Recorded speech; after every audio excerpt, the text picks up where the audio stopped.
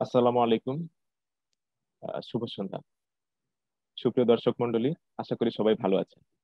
মেডিবি আয়োজিত আজকের এই ক্যারিয়ার সেশনে আপনাদেরকে স্বাগত জানাচ্ছি। আপনাদের সাথে আজকে আছি আমি রাফিদ রাইয়ান, এবং আমার সাথে আছেন ইশরাত ইভা আপু। আপু, কি অবস্থা, কেমন আছে?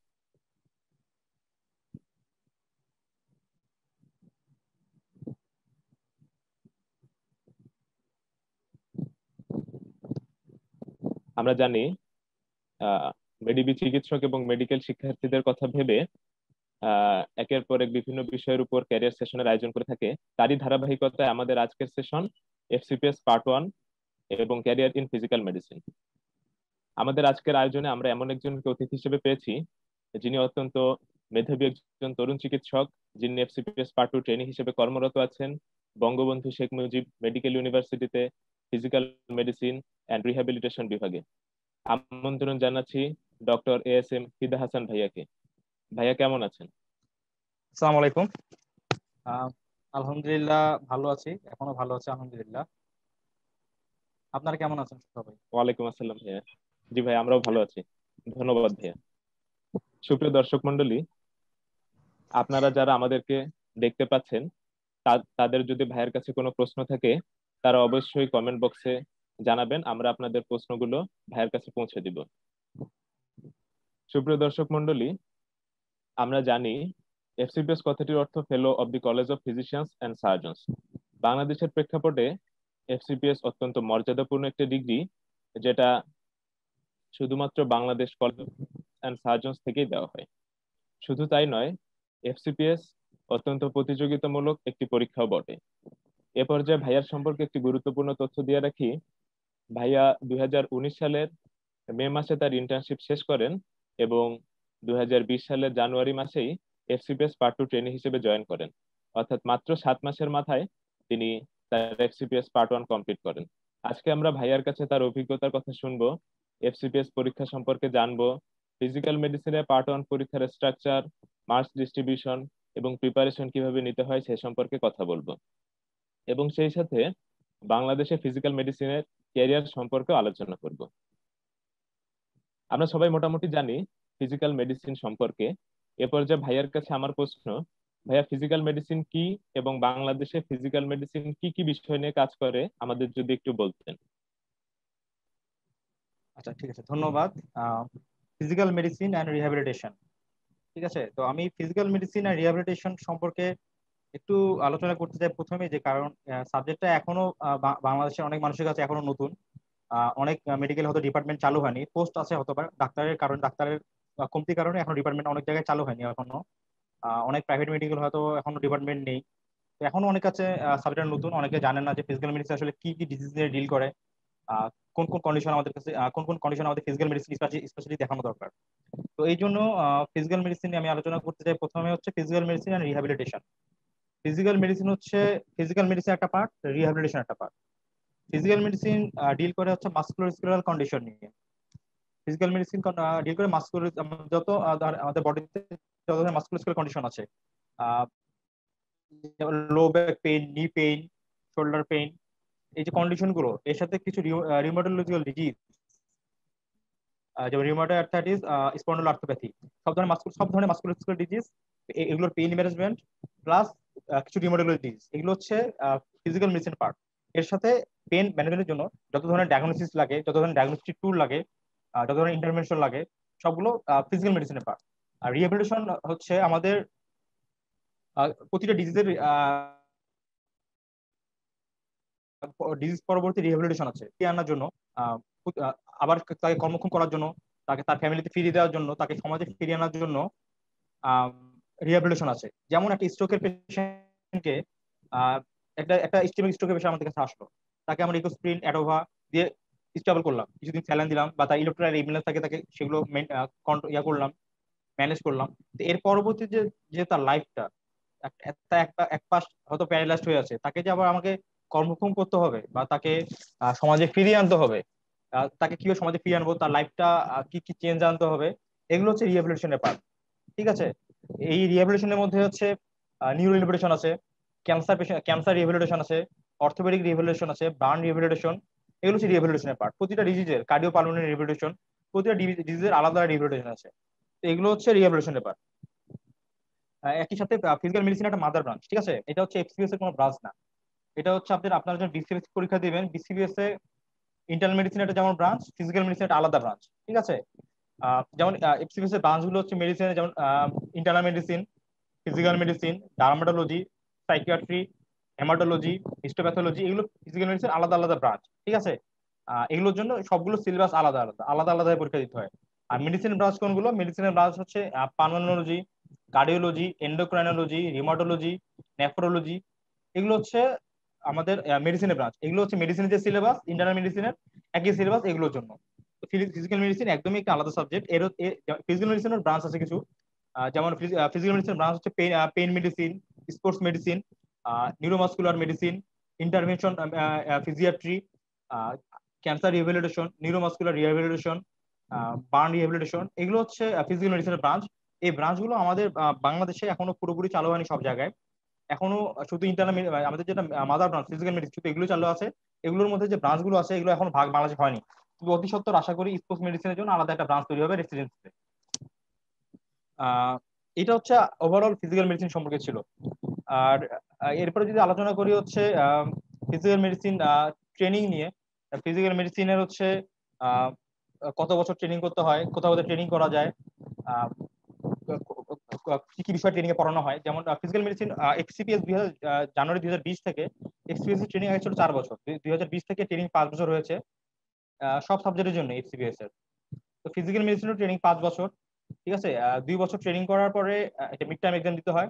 মিড টার্ম এক্সাম দেওয়ার পরে আবার 3 বছর ট্রেনিং করতে হয়। এই মিড টার্ম এক্সামটা 2 বছর পাস না করলে 3 বছর ট্রেনিং করা যায় না ফাইনাল, ঠিক আছে? তো এই মোট 5 বছর ট্রেনিং আপনারা ট্রেনিং করতে পারবেন। দেশে কয়েকটা সব জায়গায় ট্রেনিং করা যায় না, সব জায়গায় ট্রেনিং কাউন্ট হয় না। আপনাদের বেশ কিছু জায়গায় ট্রেনিং কাউন্ট হয়, যেমন বিএসএমইউতে 5 বছর ট্রেনিং কাউন্ট হয়, ঢাকা মেডিকেলে 5 বছর, স্যার সলিমুল্লাহ মেডিকেলে স্যার সলিমুল্লাহ মেডিকেলে 1 বছর, সৌরদে মেডিকেলে 3 বছর, নিটোরে 2 বছর, রাজশাহী মেডিকেলে 3 বছর, চিরাং মেডিকেলে 3 বছর, আর সিলেট রাগিব রাবেয়া মেডিকেলে 2 বছর, বানিয়ামে 2 বছর। আমার মনে হয় এগুলোই আপাতত ট্রেনিং কাউন্ট হয়। কি আমরা কি কি ডিজিজ নিয়ে আলোচনা করি, ঠিক ধন্যবাদ আছে? ভাইয়া। ভাইয়া আমরা তো জানি ফিজিক্যাল মেডিসিন, অর্থোপেডিক্স, রিউমাটোলজি, মানে বিভিন্ন বিভিন্ন রকমের সাবজেক্ট আছে। তো এর মধ্যে ভাইয়া মানে মেইন দিকগুলোর মধ্যে সবগুলোর একসাথে পার্থক্যটা কোথায়, বেসিক পার্থক্যটা কোথায়? মানে অনেকেই তো ভাবতে পারে যে, যেমন আমরা সবসময় চিন্তা করি যে ফিজিক্যাল মেডিসিনের কোন জায়গা, মানে আমরা কোন একটা সমস্যা হলে কোন জায়গায় আমরা আগে যাব, ফিজিক্যাল মেডিসিন নাকি অর্থোপেডিক্স নাকি হচ্ছে রিউমাটোলজি। এখন ভাই যদি এটার মধ্যে বেসিক ডিফারেন্সটা যদি ভাই একটু বলতেন। হ্যাঁ, এই সমস্যাটা আসলে অনেকেরই হয়। হ্যাঁ, এই মানে মানে কোথায় যাবে, অর্থোপেডিক যাবে না নিউরো মেডিসিন যাবে, সরি অর্থোপেডিক যাবে না ফিজিক্যাল মেডিসিন যাবে নাকি রিউমাটোলজি যাবে। কিছু ডিজিজ, ঠিক আছে, কিছু ডিজিজ ওভারল্যাপিং আছে ফিজিক্যাল মেডিসিনের সাথে। ডিজিজ গুলো যে কেউ ম্যানেজ করতে পারে, ঠিক আছে? তবে আমাদের যদি ফিজিক্যাল মেডিসিন, ঠিক আছে, আমাদের অর্থোপেডিক্স আমি রিউমাটোলজি এখন বলছি না, যদি আমি শুধু ফিজিক্যাল মেডিসিন চিন্তা করি, ফিজিক্যাল মেডিসিন শুধুই কাজ করে আপনার যেটা প্রথমে বললাম ফিজিক্যাল মেডিসিন যেটা উইদাউট রিভ্যালিডেশন, শুধু ফিজিক্যাল মেডিসিন কাজ করে আপনার পেইন ম্যানেজমেন্ট নিয়ে, ঠিক আছে? এই পেইন ম্যানেজমেন্ট যে কোনো ধরনের মাসকুলোস্কেলেটাল কন্ডিশন, যে কোনো ধরনের মাসকুলোস্কেলেটাল কন্ডিশন এর সাথে রিউমাটোলজি কন্ডিশনের মধ্যে রিউমাটয়েড আর্থ্রাইটিস, স্পন্ডালোআর্থ্রোপ্যাথি, এগুলো যে আছে, এগুলো ম্যানেজ করার জন্য, আমাদের এই পেইন ম্যানেজ করার জন্য আমরা হচ্ছে স্পেশালি পড়াশোনা করি এই বিষয়টার উপরে, ঠিক আছে? এই পেইন ম্যানেজমেন্ট করার জন্য আমাদের কিছু মানে ড্রাগ ড্রাগ ছাড়াও আমাদের কিছু থেরাপির ব্যবস্থা আছে। যাদের থেরাপি লাগবে তাদের থেরাপি প্রেসক্রাইব করা হয়, তাদেরকে হচ্ছে এক্সারসাইজ লাগবে তাদেরকে এক্সারসাইজ প্রেসক্রাইব করা হয়, যদি কোনো অর্থোটিক্স লাগে বা প্রস্থেটিক্স লাগে এগুলো প্রেসক্রাইব করা হয়। এই জিনিসগুলো যে থেরাপি বলেন, এক্সারসাইজ বলেন, অর্থোটিক্স, প্রস্থেটিক্স, হ্যাঁ, এই জিনিসগুলো যে এগুলো ফিজিক্যাল মেডিসিন কিন্তু সোললি ফিজিক্যাল মেডিসিনের পার্ট। আমরা একে তো মেডিকেশন দিতে পারি, মেডিকেশন দিয়ে পেইন ম্যানেজ করতে পারি, সাথে যে কোনো ধরনের থেরাপি। দেখা যাচ্ছে যে শুধু অনেক পেইন আছে, শুধু ওষুধ দিয়ে ভালো হয় না, ওনাকে তার লাইফস্টাইল কারেকশন লাগে। এই লাইফস্টাইল কারেকশন, তাকে থেরাপি দেওয়া বা তাকে এক্সারসাইজ দেওয়া বা তাকে পেইন ম্যানেজমেন্টে অনেক অনেক ধরনের ইন্টারভেনশন আছে, নার্ভ ব্লক থেকে শুরু করে অনেক intervention, intra-articular steroid injection, nerve block, এসব করে যে পেইন ম্যানেজ করা যায়, এগুলো এক্সক্লুসিভলি ফিজিক্যাল মেডিসিনের পার্ট, ঠিক আছে? এক্সক্লুসিভলি শুধু ফিজিক্যাল মেডিসিনের পার্ট পেইন ম্যানেজমেন্টের। এগুলো অর্থোপেডিক বা রিউমাটোলজির সাথে এগুলো মিল নেই। হ্যাঁ, তো আমাদের কিছু অ্যাডভান্টেজ আছে ফিজিক্যাল মেডিসিন, এগুলো আমরা এগুলো করে পেশেন্টকে মানে আমাদের মতো করে পেশেন্ট পেইন ফ্রি করা বা তার মাসকুলেশন কন্ডিশনের উন্নতি করা, আর রিহ্যাবিলিটেশন তো একটা আছেই, আমি আগে বলেছি ওটা আলাদা পার্ট। এগুলো হচ্ছে আমাদের অ্যাডভান্টেজ, আমরা আলাদাভাবে পেশেন্টের ট্রিটমেন্ট বা আমাদের ট্রিটমেন্ট প্রোটোকলটা আলাদা।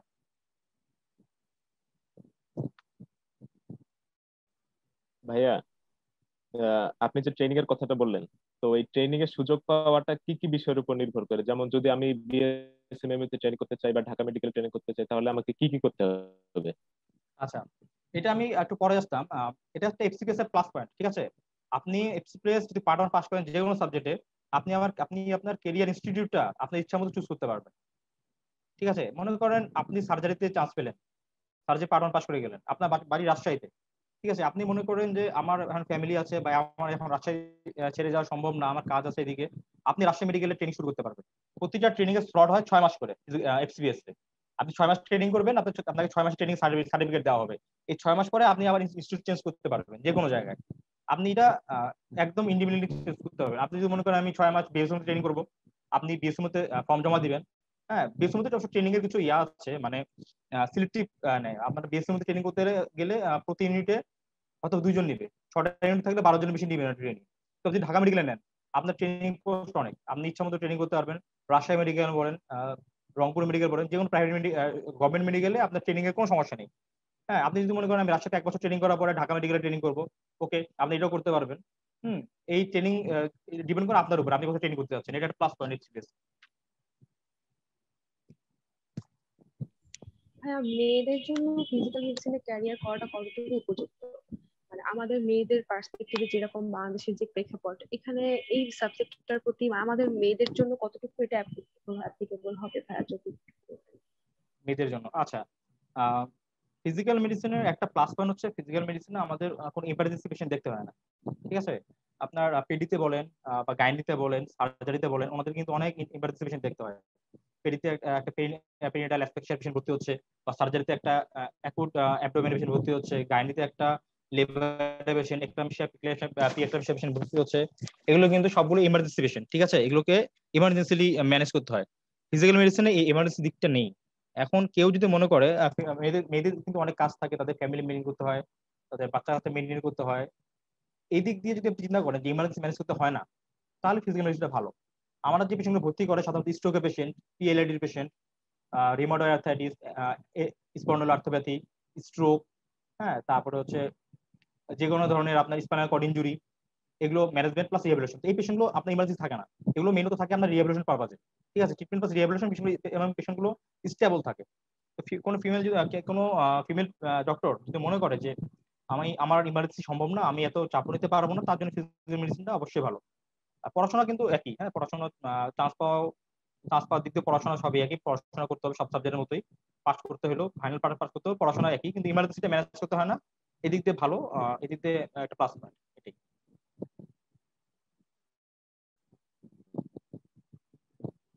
ধন্যবাদ ভাইয়া। এ পর্যায়ে ভাইয়া আপনার কাছে আমরা একটু এফসিপিএস পরীক্ষাটা নিয়ে জানতে চাইবো। বাংলাদেশের প্রেক্ষাপটে ভাইয়া এফসিপিএস আর এমডি এই দুইটা ডিগ্রির মধ্যে কি কি পার্থক্য আছে, এবং এফসিপিএস এ যেমন পাস রেট কেমন, তারপরে এফসিপিএস করলে এমডি ডিগ্রিতে কোনো সুবিধা পাওয়া যায় কিনা, এই জিনিসগুলো একটু জানতে চাইবো ভাইয়া, এগুলো যদি আমাদের একটু বলেন। এফসিপিএস এমডি, ঠিক আছে, বাংলাদেশের এফসিপিএস তো অনেক পুরাতন ডিগ্রি, বাংলাদেশ পোস্ট গ্রাজুয়েশনের সর্বপ্রথম ডিগ্রি। এমডি একটা অনেক জনপ্রিয় ডিগ্রি, হ্যাঁ। তো আপনারা এফসিপিএস এমডি যে কোনো একটি চুজ করতে পারেন, আপনাদের ইচ্ছা। তবে এফসিপিএস এমডি যদি আমি প্লাস পয়েন্ট বা মাইনাস পয়েন্ট বলি, এফসিপিএস এর যেটা আমি একটু আগে আলোচনা করেছি, যদি আমি প্লাস পয়েন্ট বলি, যে আপনার প্রথম প্লাস পয়েন্ট আসে যে আপনি ইন্টার্ন শেষ করার পরেই আপনি এক্সপিরিয়েন্স পার্ট ওয়ানে বুঝতে পারছেন। আপনি যদি এপ্রিল মাসে ইন্টার্ন শেষ করেন, আপনি জুন মাসেই জুলাই মাসে পরীক্ষা বুঝতে পারবেন। এটা একটা প্লাস পয়েন্ট, আপনার সময় লস হচ্ছে না। আপনি যদি পার্ট ওয়ান পাস করেও যান, আপনি ট্রেনিং তাড়াতাড়ি শুরু করতে পারবেন। কিন্তু রেসিডেন্সিতে বসতে গেলে আপনার প্রায় 1.5 বছর অপেক্ষা করতে হবে, তার পরের বছর নভেম্বরে যা বসবেন আপনি, ঠিক আছে। এই এটা একটা মানে প্রথম প্লাস পয়েন্ট, যে আপনার টাইম কিছুটা সেভ হবে, কারণ এমবিবিএস শেষ করতে 7.5 বছর লেগে যায় যারা রেগুলার স্টুডেন্ট ইন্টার্ন সহ। এই শেষ করার পরে আপনি যদি আরো কিছু গ্যাপ দেন, আবার শুরু করবেন কবে, রেসিডেন্সি চান্স পেতে যদি আরো কিছু দেরি হয়ে যায়, আপনার এদিকে এক্সপিরিয়েন্স ট্রেনিং এ কিন্তু আরেক বছর শেষ হয়ে যেত আপনার রেসিডেন্সি চান্স পেতে পেতে, যদি সেকেন্ড টাইম চান্স পান রেসিডেন্সি প্রথমবার যদি না হয়। ফার্স্ট টাইম চান্স পেলে তো আপনার প্রায় 2 বছর লস হবে, 1.5 বছর লস হবে, তাই না। 18 মাস লস হয়ে যাবে। তো এই দিক দিয়ে একটা প্লাস পয়েন্ট যে তাড়াতাড়ি ট্রেনিং শুরু করা যায়। নেক্সট যদি চিন্তা করি যে যেটা আমি আমার আলোচনা করলাম, ট্রেনিংটা সব জায়গায় করা যায়। ঠিক আছে, ট্রেনিংটা আপনার ইচ্ছা মতো করতে পারবেন, যেটা আমি বলতে পারি যে ফিমেলদের ক্ষেত্রে অনেক ভালো। কোনো কেউ যদি মনে করে ফিমেল ডক্টর যে আমি বাড়ি কাছে থেকে আমি পেডিয়াট্রিক্স ট্রেনিং করবো, আমি বাড়ি কাছে থাকবো, আমার রংপুরে বাসা বা আমার রাজশাহী বাসা, আমার চিটাগং এ বাসা, আমি আমার বাড়ি পাশে প্রথম 1 বছর ট্রেনিং করবো বা 2 বছর ট্রেনিং করবো, 3 বছর ট্রেনিং করবো, কোনো সমস্যা নেই। আপনি আপনার বাড়ির কাছ থেকে ট্রেনিং করতে পারবেন যে কোনো ইনস্টিটিউটে সরকারি। ঠিক আছে, এটা একটা আপনার একটা বড় প্লাস পয়েন্ট এফসিবিএস এর ক্ষেত্রে আমি বলছি। আহ, আর একটা হচ্ছে আপনার আহ, আপনার রেসিডেন্সিতে কিন্তু সিট লিমিটেড। আপনি একটা সাবজেক্ট পরীক্ষা দিবেন 10টা থেকে 12টা সিট, ঠিক আছে, এর বেশি আর কিন্তু নেই। তো আপনাকে প্রতি সাবজেক্টে কমপ্লিট করে আপনাকে ঢুকতে হবে, এবং অনেক হাই লেভেল কম্পিটিশন রেসিডেন্সিতে। যারা পড়াশোনা করে তারা কিন্তু নিজেকে একবার ফুললি প্রিপেয়ার করে পরীক্ষা দেয়, অনেক ভালো কম্পিটিশন হয় রেসিডেন্সিতে। এফসিএস কিন্তু এটি নেই, আপনি একটা মার্ক পাবেন, 70% মার্ক পাবেন, 3 সাবজেক্টে 210, প্রতি সাবজেক্টে 70%, আপনি এফসিএস পার্ট পাস করে যাবেন। এফসিএস পার্ট যদি আপনি ইন্টারনাল মেডিসিনে পাস করে যান, ঠিক আছে, আপনি মেডিসিনের যে কোনো সাবজেক্ট ক্যারিয়ার করতে পারবেন। আপনি যদি মনে করেন আমি ইন্টার্ন মেডিসিনে পার্ট 1 পাস করেছি, আপনার আপনি আপনি এরপরে কার্ডিওলজি করবেন, আপনি কার্ডিওলজিতে ক্যারিয়ার করতে পারবেন, এন্ডোক্রাইনোলজিতে ক্যারিয়ার করতে পারবেন, পালমোলজিতে করতে পারবেন, সব সাবজেক্ট আপনার জন্য খোলা। ঠিক আছে, এটা একটা অনেক বড় প্লাস পয়েন্ট, যেটা রেসিডেন্সিতে সিট নির্দিষ্ট হওয়ার কারণে একটু একটু সমস্যা, অনেক বেশি কম্পিটিশন হয়ে যায়। আপনি যদি মনে করেন যে এভাবে আগাবেন যে আমি মিড টার্ম, আপনাকে প্রথম 2 বছর আপনি যদি পার্ট 1 পাস করে ফেলেন, আপনার প্রথম 2 বছর পড়াশোনা করার পরে আপনাকে মিড টার্ম দিতে হবে। মিড টার্মটা পাস করার পরে আপনি যে কোনো সাবজেক্টের ব্রাঞ্চে নিয়ে যেতে পারবেন, যেটা মেডিসিনের ব্রাঞ্চ। ঠিক আছে, এই এটা আরেকটা অনেক বড় প্লাস পয়েন্ট। আর আর প্লাস পয়েন্ট হচ্ছে ট্রেনিং অ্যালাউন্স, যেটা আগে ছিল না, যেটা হচ্ছে 2020 জানুয়ারিতে শুরু হয়েছে। ট্রেনিং অ্যালাউন্স রেসিডেন্সি যা এখন যেটা দিচ্ছে, এফসিএস তাই দিচ্ছে। তো ট্রেনিং অ্যালাউন্স তো একটা প্লাস পয়েন্ট, এখন সেটা আছে, সবার জন্য ভালো। ট্রেনিং এর একটা খুব ভালো সাপোর্ট পাওয়া যায়। আর যে এমডি বলেন, এমডি তো বাংলাদেশে এখন অনেক জনপ্রিয় ডিগ্রি। ঠিক আছে, জনপ্রিয় ডিগ্রি বলতে হচ্ছে সব সাবজেক্টে আপনার এক্সপিরিয়েন্স আছে, ঠিক আছে, কিন্তু এমডি তে স্পেশালি যে সাবজেক্ট গুলো আছে ব্রাঞ্চের, এগুলো আসলে এক্সপিরিয়েন্স থাকলেও সবাই এমডি চুজ করে, কারণ এমডির পাশে রেটটা অনেক ভালো এই ব্রাঞ্চের সাবজেক্টগুলোতে। কার্ডিওলজি, রিমাটোলজি বলেন বা পালমোলজি বলেন, নেফ্রোলজি, এই সাবজেক্টগুলোতে এমডি কিন্তু পাশের রেট এখনো ভালো, এখনো ভালো। যেটা এক্সপিরিয়েন্স কিন্তু এত মানে অনেকে দেয়ও না, দেওয়ার কারণে পাশের এরকম ওগুলোতে। ঠিক আছে, ওই জন্য এমডিতে সাবজেক্ট থাকলেও এগুলোতে পাস রেট এখনো ভালো আছে, আলহামদুলিল্লাহ। তারপর সার্জারির যে ব্রাঞ্চ গুলো আছে, এমএস এর যে ব্রাঞ্চ গুলো সার্জারিতে, আপনি নিউরো সার্জারি বলেন, ইউরোলজি বলেন, অর্থোপেডিক্স, এগুলোতে কিন্তু সবাই ব্রাঞ্চের জন্য এমএসসি চুজ করে। এফসিপিএস আমি খুব কমই দেখছি অর্থোপেডিক্স করা আছে, কিন্তু খুব কম। মানে মানুষ আগে চুজ ভয় পেত, কারণ পাস রেট এক্সপিরিয়েন্স খুব কম ছিল আগে। এখন কিছু পাস রেট বেড়েছে। এমএস এ পাস রেট ভালো, মানে এক্সপিরিয়েন্স অনেক ভালো এই ব্রাঞ্চের সাবজেক্টগুলোর জন্য। এটা এমডি একটু একটা প্লাস পয়েন্ট। আর একটা প্লাস পয়েন্ট হচ্ছে আপনার এমডি কিন্তু স্ট্রাকচার, ঠিক আছে, ওনাদের সিলেবাস আছে সুন্দর, ওনারা স্যারের আন্ডারে থাকে, ওনাদের 3 মাস পর পর একটা পরীক্ষা হয়, তো ওনাদের পড়াশোনাগুলো একটু গোছানো থাকে। যেটা এফসিপিএস একটু আমার মনে হয় এটা আনা উচিত, যে এফসিপিএস এর সিলেবাস আপনি যদি পেভিডি কোনো মেডিকেলে ইয়া করেন, ট্রেনিং করেন, suppose Rajshahi medical, Chittagong medical, Rangpur medical, Dinajpur medical, তো এফসিপিএস যদি ট্রেনিং করেন medicine, surgery, gynae, paediatrics, FCPS কিন্তু আপনার এমডির মতো এত স্ট্রাকচার সিলেবাস নেই। ঠিক আছে, তো আপনাকে নিজে নিজে পড়াশোনা করতে হবে, অনেক অনেক বিষয় আপনার নিজে নিজে পড়তে হবে, সিলেবাস নিয়ে সাবজেক্টে জিজ্ঞেস করতে হবে, যেটা এমডিতে ছাড়াই আপনাকে মানে পড়াশোনা করিয়ে নেবে স্ট্রাকচার। ঠিক আছে, এজন্য এমডির পাশেরটা অনেক ভালো ছিল, এখনো ভালো আছে কিছুটা। এখন কিছুটা কোর্স আউট শোনা যায় কিছু কিছু সাবজেক্টে, কিন্তু আমার মনে হয় এখনো ঠিক আছে। এফসিপিএস এ একটু সমস্যা, আপনার স্ট্রাকচারটা নেই, আপনার নিজেকে নিজে পড়তে হচ্ছে। যারা পাস করে গেছে তারা নিজের যোগ্যতায় নিজে পড়াশোনা করে পাস করে গেছে এফসিপিএস এতদিন। ঠিক আছে, এটা হচ্ছে এমডি, এটা ভালো স্ট্রাকচার ডিগ্রি, 5 বছর পর এটাই। আর যদি আপনি মাইনাস দিকগুলো বলেন যে কোন সাবজেক্টে কি ধরনের, যেটা বললাম এফসিপিএস যে আপনার সিলেবাসটা এখন স্ট্রাকচার না, আপনাকে অনেক কিছু নিজে পড়তে হচ্ছে, সাবজেক্টে জিজ্ঞেস করে করে বুঝিয়ে নিতে হচ্ছে। এফসিপিএস সেটা নেই, এফসিপিএস স্ট্রাকচার ডিগ্রি, এটা এফসিপিএস এর আমার মনে হয় একটা মাইনাস দিক। আরেকটা হচ্ছে যে এফসিপিএস এর যে ব্রাঞ্চ গুলো আছে, যে মেডিসিনের ব্রাঞ্চ, সার্জারি ব্রাঞ্চ কি কি আছে, সার্জারি ব্রাঞ্চ আপনার অর্থোপেডিক্স, ইউরোলজি, ঠিক আছে, বার্ন অ্যান্ড প্লাস্টিক, এই সবগুলো হচ্ছে অর্থোপেডিক্স ব্রাঞ্চ। আপনি মেডিসিনের ব্রাঞ্চ, আপনি সার্জারি ব্রাঞ্চ, সরি, সবগুলো সার্জারি এফসিপিএস এর ব্রাঞ্চ। আপনি যদি একটাতে এফসিপিএস পার্ট ওয়ান পাস করে ফেলেন, আপনি যে কোনো সাবজেক্ট এফসিপিএস করতে পারবেন। কিন্তু এই ডিগ্রি গুলো মানে এফসিপিএস ব্রাঞ্চে যেতে মানুষজন আসলে ভয় পায় এখনো। আপনি এফসিপিএস অর্থোপেডিক্স কয়জন দেখেছেন? এফসিপিএস ইউরোলজি কয়জন দেখেছেন? খুবই কম। বার্নের প্লাস্টিকে কজন ডাক্তার, নিউরোসার্জারি কজন ডাক্তার এফসিপিএস আছে, তো সব কিন্তু এমএস করা।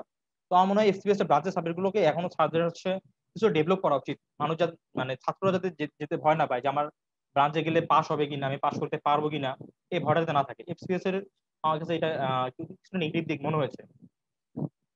তো এই তো আর এমডি বা এমএস এর যদি রেসিডেন্সি কিছু নেগেটিভ দিক বলতে বলেন, তো আমার মনে হয় যে কোর্স আউট যে সিস্টেমটা সেটা তুলে দেওয়া উচিত। এটা একটা বর্বর সিস্টেম আসলে, সবার জন্য কষ্টকর স্টুডেন্টের জন্য। সে চান্স পেয়েছে এফএসএ পাস করেছে, এফএসবি তে যে কেন আবার তার পড়াশোনা ছেড়ে দিবে? সে 8 বছর পড়ার পর তার হাত শূন্যতে কেন যাবে সে? তো এই কোর্স আউট সিস্টেমটা আসলে তুলে দেওয়া উচিত। আহ, এবং খুব টাইম মতো একটা ডিগ্রি 5 বছর, এক বড় জোর তার 5 থেকে 5.5 বছর, 5.5 বছর বেশি যদি না লাগে, এই দায়িত্বটা হচ্ছে ভার্সিটির। এই দায়িত্বটা ভার্সিটি যে আমার স্টুডেন্টকে টাইম মতো পাস করাবো, এই দায়িত্বটা ভার্সিটির। তো এখনো যেটা হচ্ছে না, যে 5 বছরের ডিগ্রি আমার পাস করতে লেগে আছে 8 বছর, আর পাস করতে 7 বছর। আমি পাস করবো কবে? আমি ট্রেনিং, আমি জনগণের সেবা করবো কবে? আমি জীবন লাইফটা গুছাবো কবে? তো আমার মনে হয় যে পাস রেট আরো বাড়ানো উচিত, সেটা এফসিএস এমডি দুটার ক্ষেত্রে। এই জি ভাইয়া, ধন্যবাদ ভাইয়া। এফসিপিএস করলে এমডি ডিগ্রিতে কি কোনো সুবিধা আছে, বা ফিজিক্যাল মেডিসিনে যেমন এরকম কিছু আছে কি যে এফসিপিএস করলে এমডি তে ট্রেনিং কম করা লাগবে বা কিছু, এই বিষয়ে যদি কিছু বলেন। না, এফসিপিএস এ এমডিএমএস এমডি এফসিপিএস আলাদা উম, কোনো বেনিফিট নেই। আলাদা ট্রেনিং করতে হবে, আলাদা ট্রেনিং করতে হবে। যেটা হচ্ছে আপনার আগে ছিল, যখন এফসিপিএস ট্রেনিং 4 বছর ছিল, ঠিক আছে, তখন কেউ যদি আপনার ইন্টারনাল মেডিসিনে এফসিপিএস কমপ্লিট করে ফেলতো, মানে কারণ ইন্টারনাল মেডিসিনে 4 বছর ট্রেনিং শেষ, সে এফসিপিএস দিয়েছে, সে পাস করে গেছে, তার এফসিপিএস কমপ্লিট, ঠিক আছে, ওই সময় সে যদি চাইতো যে সরাসরি ফেস বি তে, রেসিডেন্সি ফেস বি তে আসে যে কোনো ব্রাঞ্চ সাবজেক্টে, মনে করো সে গ্যাস্ট্রোএন্টারোলজিতে পড়বে, সে সরাসরি ফেস বি তে আসতে পারতো এফসিপিএস পাস করার পরে, তার আগে না। এফসিপিএস এর ট্রেনিং তার কাউন্ট হবে না রেসিডেন্সিতে, কিন্তু সে যদি পাস করে এফসিপিএস একেবারে, তাহলে সে ফেস বি তে আসতে পারবে, যে কোনো ট্রেনিং তখন ছিল। তো এখন তো দুইটাই 5 বছর হয়ে গেছে, আসলে আলাদা করে আসার কিছু নেই। আপনি যদি এফসিপিএস ব্রাঞ্চে ইন্টারমিডিয়েট পাস করে ফেলেন, আপনি যে কোনো এফসিপিএস ব্রাঞ্চে চলে যেতে পারবেন। তো আলাদা ট্রেনিং কাউন্ট হয় না আসলে। জি ভাইয়া, ধন্যবাদ। আহ ভাই, আমাদের যদি এফসিপিএস পার্ট 1 এর অ্যাডমিশন টেস্ট সম্পর্কে একটু বলেন। যে আমরা জানি যে ভাই এফসিপিএস পার্ট 1 এ 3টা পেপার থাকে, পেপার 1, পেপার 2, পেপার 3। তো কোন পেপারে কি কি সাবজেক্ট থাকে, কোন পেপারে কত নাম্বার পেতে হয়, সিলেবাস, এই বিষয়গুলো যদি একটু বলেন।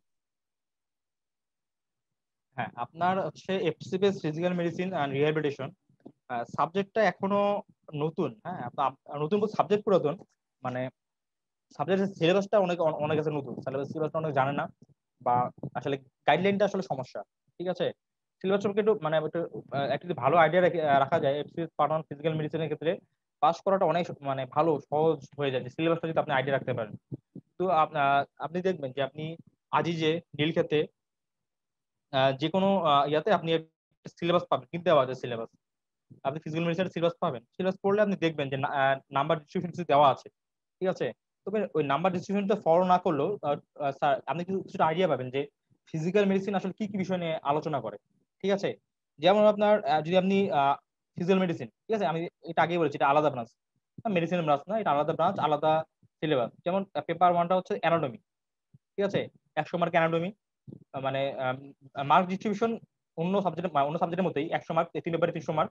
পেপার আমাদের ফিজিক্যাল মেডিসিন পেপার হচ্ছে অ্যানাটমি, সেখানে হচ্ছে 25টা এসবিএ, 25টা এমসিকিউ, ঠিক আছে, 25টা এসবিএ, 25টা এমসিকিউ।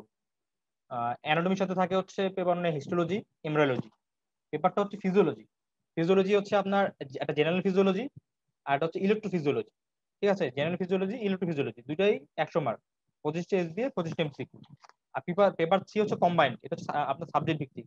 যেমন এখানে থাকে হচ্ছে আপনার pathology, pharmacology, biostatistics, immunology, rheumatology, neuromedicine, এগুলো থাকে পেপার 3-তে। তো যদি মার্ক ডিস্ট্রিবিউশন বলেন, আমি 25টা এমসিকিউ, 25টা এসবিএ, হ্যাঁ, আপনি হচ্ছে যদি পেপার 1-এ আসেন অ্যানাটমি, তো সবই তো অ্যানাটমি অন্তর্ভুক্ত, হ্যাঁ। তো আমাদেরকে জানতে হবে সিলেবাসটা কি, আমার আসলে ফিজিক্যাল মেডিসিনে কি জানতে হবে। আপনি যদি সার্জারি অ্যানাটমি পড়ে, আপনি যদি সার্জারি বেরি ল্যাব পড়ে পুরোটা পড়ে চলে যান, বিডি চৌরাশি পুরোটা পড়ে চলে যান, আপনার পেপার পাস হবে না।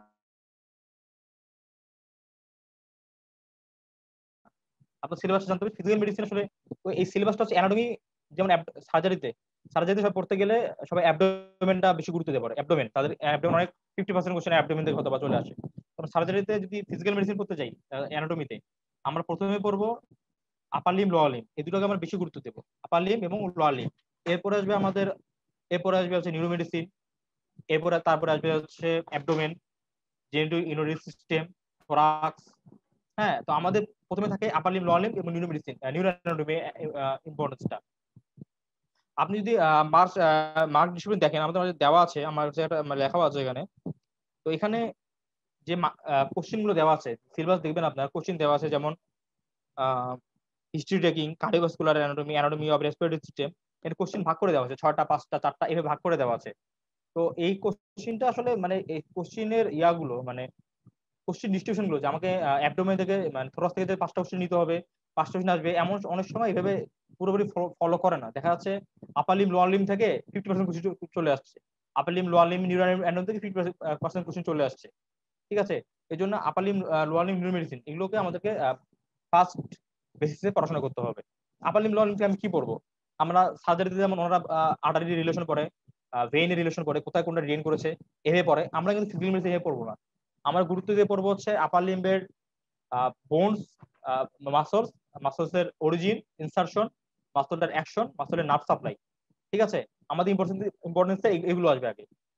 মাসলস, প্রতিটা muscles origin, insertion, nerve supply, action. ঠিক আছে, প্রতিটা জয়েন্টের ক্লাসিফিকেশন, প্রতিটা জয়েন্টের টাইপ, আপার লিম্ব এবং লোয়ার লিম্বের ক্ষেত্রে প্রতিটা জয়েন্টের ক্লিনিক্যাল ইম্পর্টেন্স, প্রতিটা নার্ভের ক্লিনিক্যাল ইম্পর্টেন্স। ঠিক আছে, প্রতিটা নার্ভ ইনজুরির ক্ষেত্রে কি কি টেস্ট করা হয়। ঠিক আছে, যেমন আপনার মিডিয়ান নার্ভ যদি কম্প্রেশন হয় কি সিনড্রোম হয়, হ্যাঁ কার্পাল টানেল সিনড্রোম হয়, এটাকে আমরা কি দিয়ে টেস্ট করি? টিনেল সাইন দেখা হয়, ফ্যালান সাইন দেখা হয়। এই সাইনগুলো বিভিন্ন নার্ভের সমস্যা যে প্রবলেম গুলো এটা ডায়াগনোসিস করার জন্য কি টেস্ট করি আমরা, এগুলো। তো এগুলো হচ্ছে আপনার অ্যানাটমির পার্ট, আপার লিম্ব লোয়ার লিম্বের ক্ষেত্রে। আবার যদি আমি নিউরো অ্যানাটমিতে যাই, নিউরো অ্যানাটমি আমাদের খুব ভালো একটা ধারণা রাখতে হবে। ঠিক আছে, আমাদের সাবজেক্ট রিলেটেড খুবই একটা ভালো একটা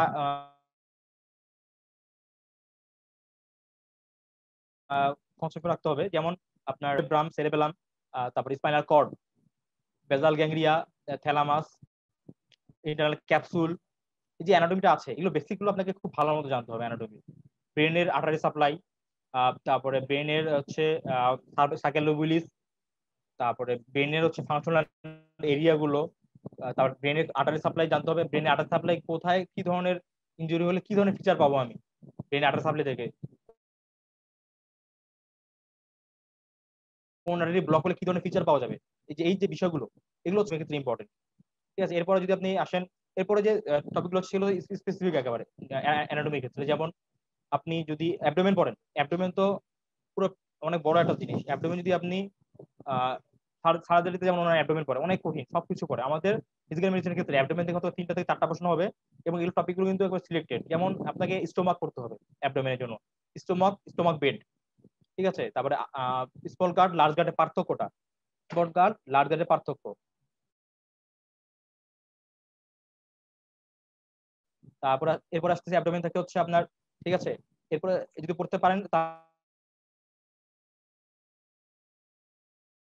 তাহলে এরপর যদি পড়তে তার প্যানক্রিয়াস, এই জেজুনা মাইলেমের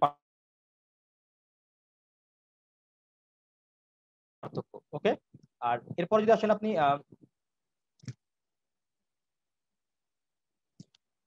ইউরিনারি ব্লাডার, শোনা যাচ্ছে কি? জি ভাইয়া, শোনা যাচ্ছে। আচ্ছা, ইউরিনারি ব্লাডার আপনাদের জন্য খুব ইম্পর্টেন্ট। অ্যাবডোমেন থেকে ইউরিনারি ব্লাডার থেকে প্রতিবারই তাদের জন্য ইউরিনারি ব্লাডার খুব ভালো মতো পড়তে হবে। ঠিক আছে, তাহলে কি গেল আপনার stomach, pancreas, small gut, large gut, এরপরে আসলো আপনার হচ্ছে ইউরিনারি ব্লাডার তো বললাম মাস্ট। এরপরে আসবে আপনার জেনিটারি ইউরিনারি সিস্টেম। এখান থেকে আপনার পড়তে হবে ইউটেরাস, টেস্টিস, ওভারি। এই কয়েকটা জিনিস পড়লে আপনার কমপ্লিট একেবারে অ্যাবডোমেন প্লাস ইউরিনারি সিস্টেম। তো পড়াটা অনেক তো কমে গেল, একেবারে সিলেক্টিভ পড়াশোনা অ্যাবডোমেনের জন্য। এতটুকু পড়লে আপনার 3-4টা কোশ্চেন আপনারা কমন পাবেন মোটামুটি। কোশ্চেন সরাসরি কমন না আসলে আপনার আইডিয়া থেকে প্রশ্নগুলো আসবে। ঠিক আছে, এরপরে যদি আপনি পড়েন হচ্ছে থোরাক্স থেকে 3-4টা প্রশ্ন হবে। থোরাক্স থেকে আপনার হার্ট লাং থেকে একটু একটু ভালো মতো পড়তে হবে, কারণ হার্ট লাং থেকে যে প্রশ্নগুলো হয় ওগুলো আপনার সুপারফিশিয়ালি আসলে পড়লে পারা যায় না। হার্ট লাং এর অ্যানাটমিটা, heart lung anatomy, embryology, development, হ্যাঁ, হার্টের ডেভেলপমেন্ট, অ্যানাটমি, এগুলো খুব ভালো মতো, হার্টের আর্টারি সাপ্লাই, এগুলো খুব ভালো মতো জানতে হবে হার্ট। আর লাংসের ক্ষেত্রে লাংসের সেগমেন্ট গুলো, ব্রঙ্কোপালমোনারি সেগমেন্ট খুবই ইম্পর্টেন্ট। লাংসের পার্থক্য, রাইট লাং লেফট লাং এর পার্থক্য, হাইলামে রিলেশন, এগুলো হচ্ছে খুব ইম্পর্টেন্ট। এরপরে থাকে ট্রাকিয়া,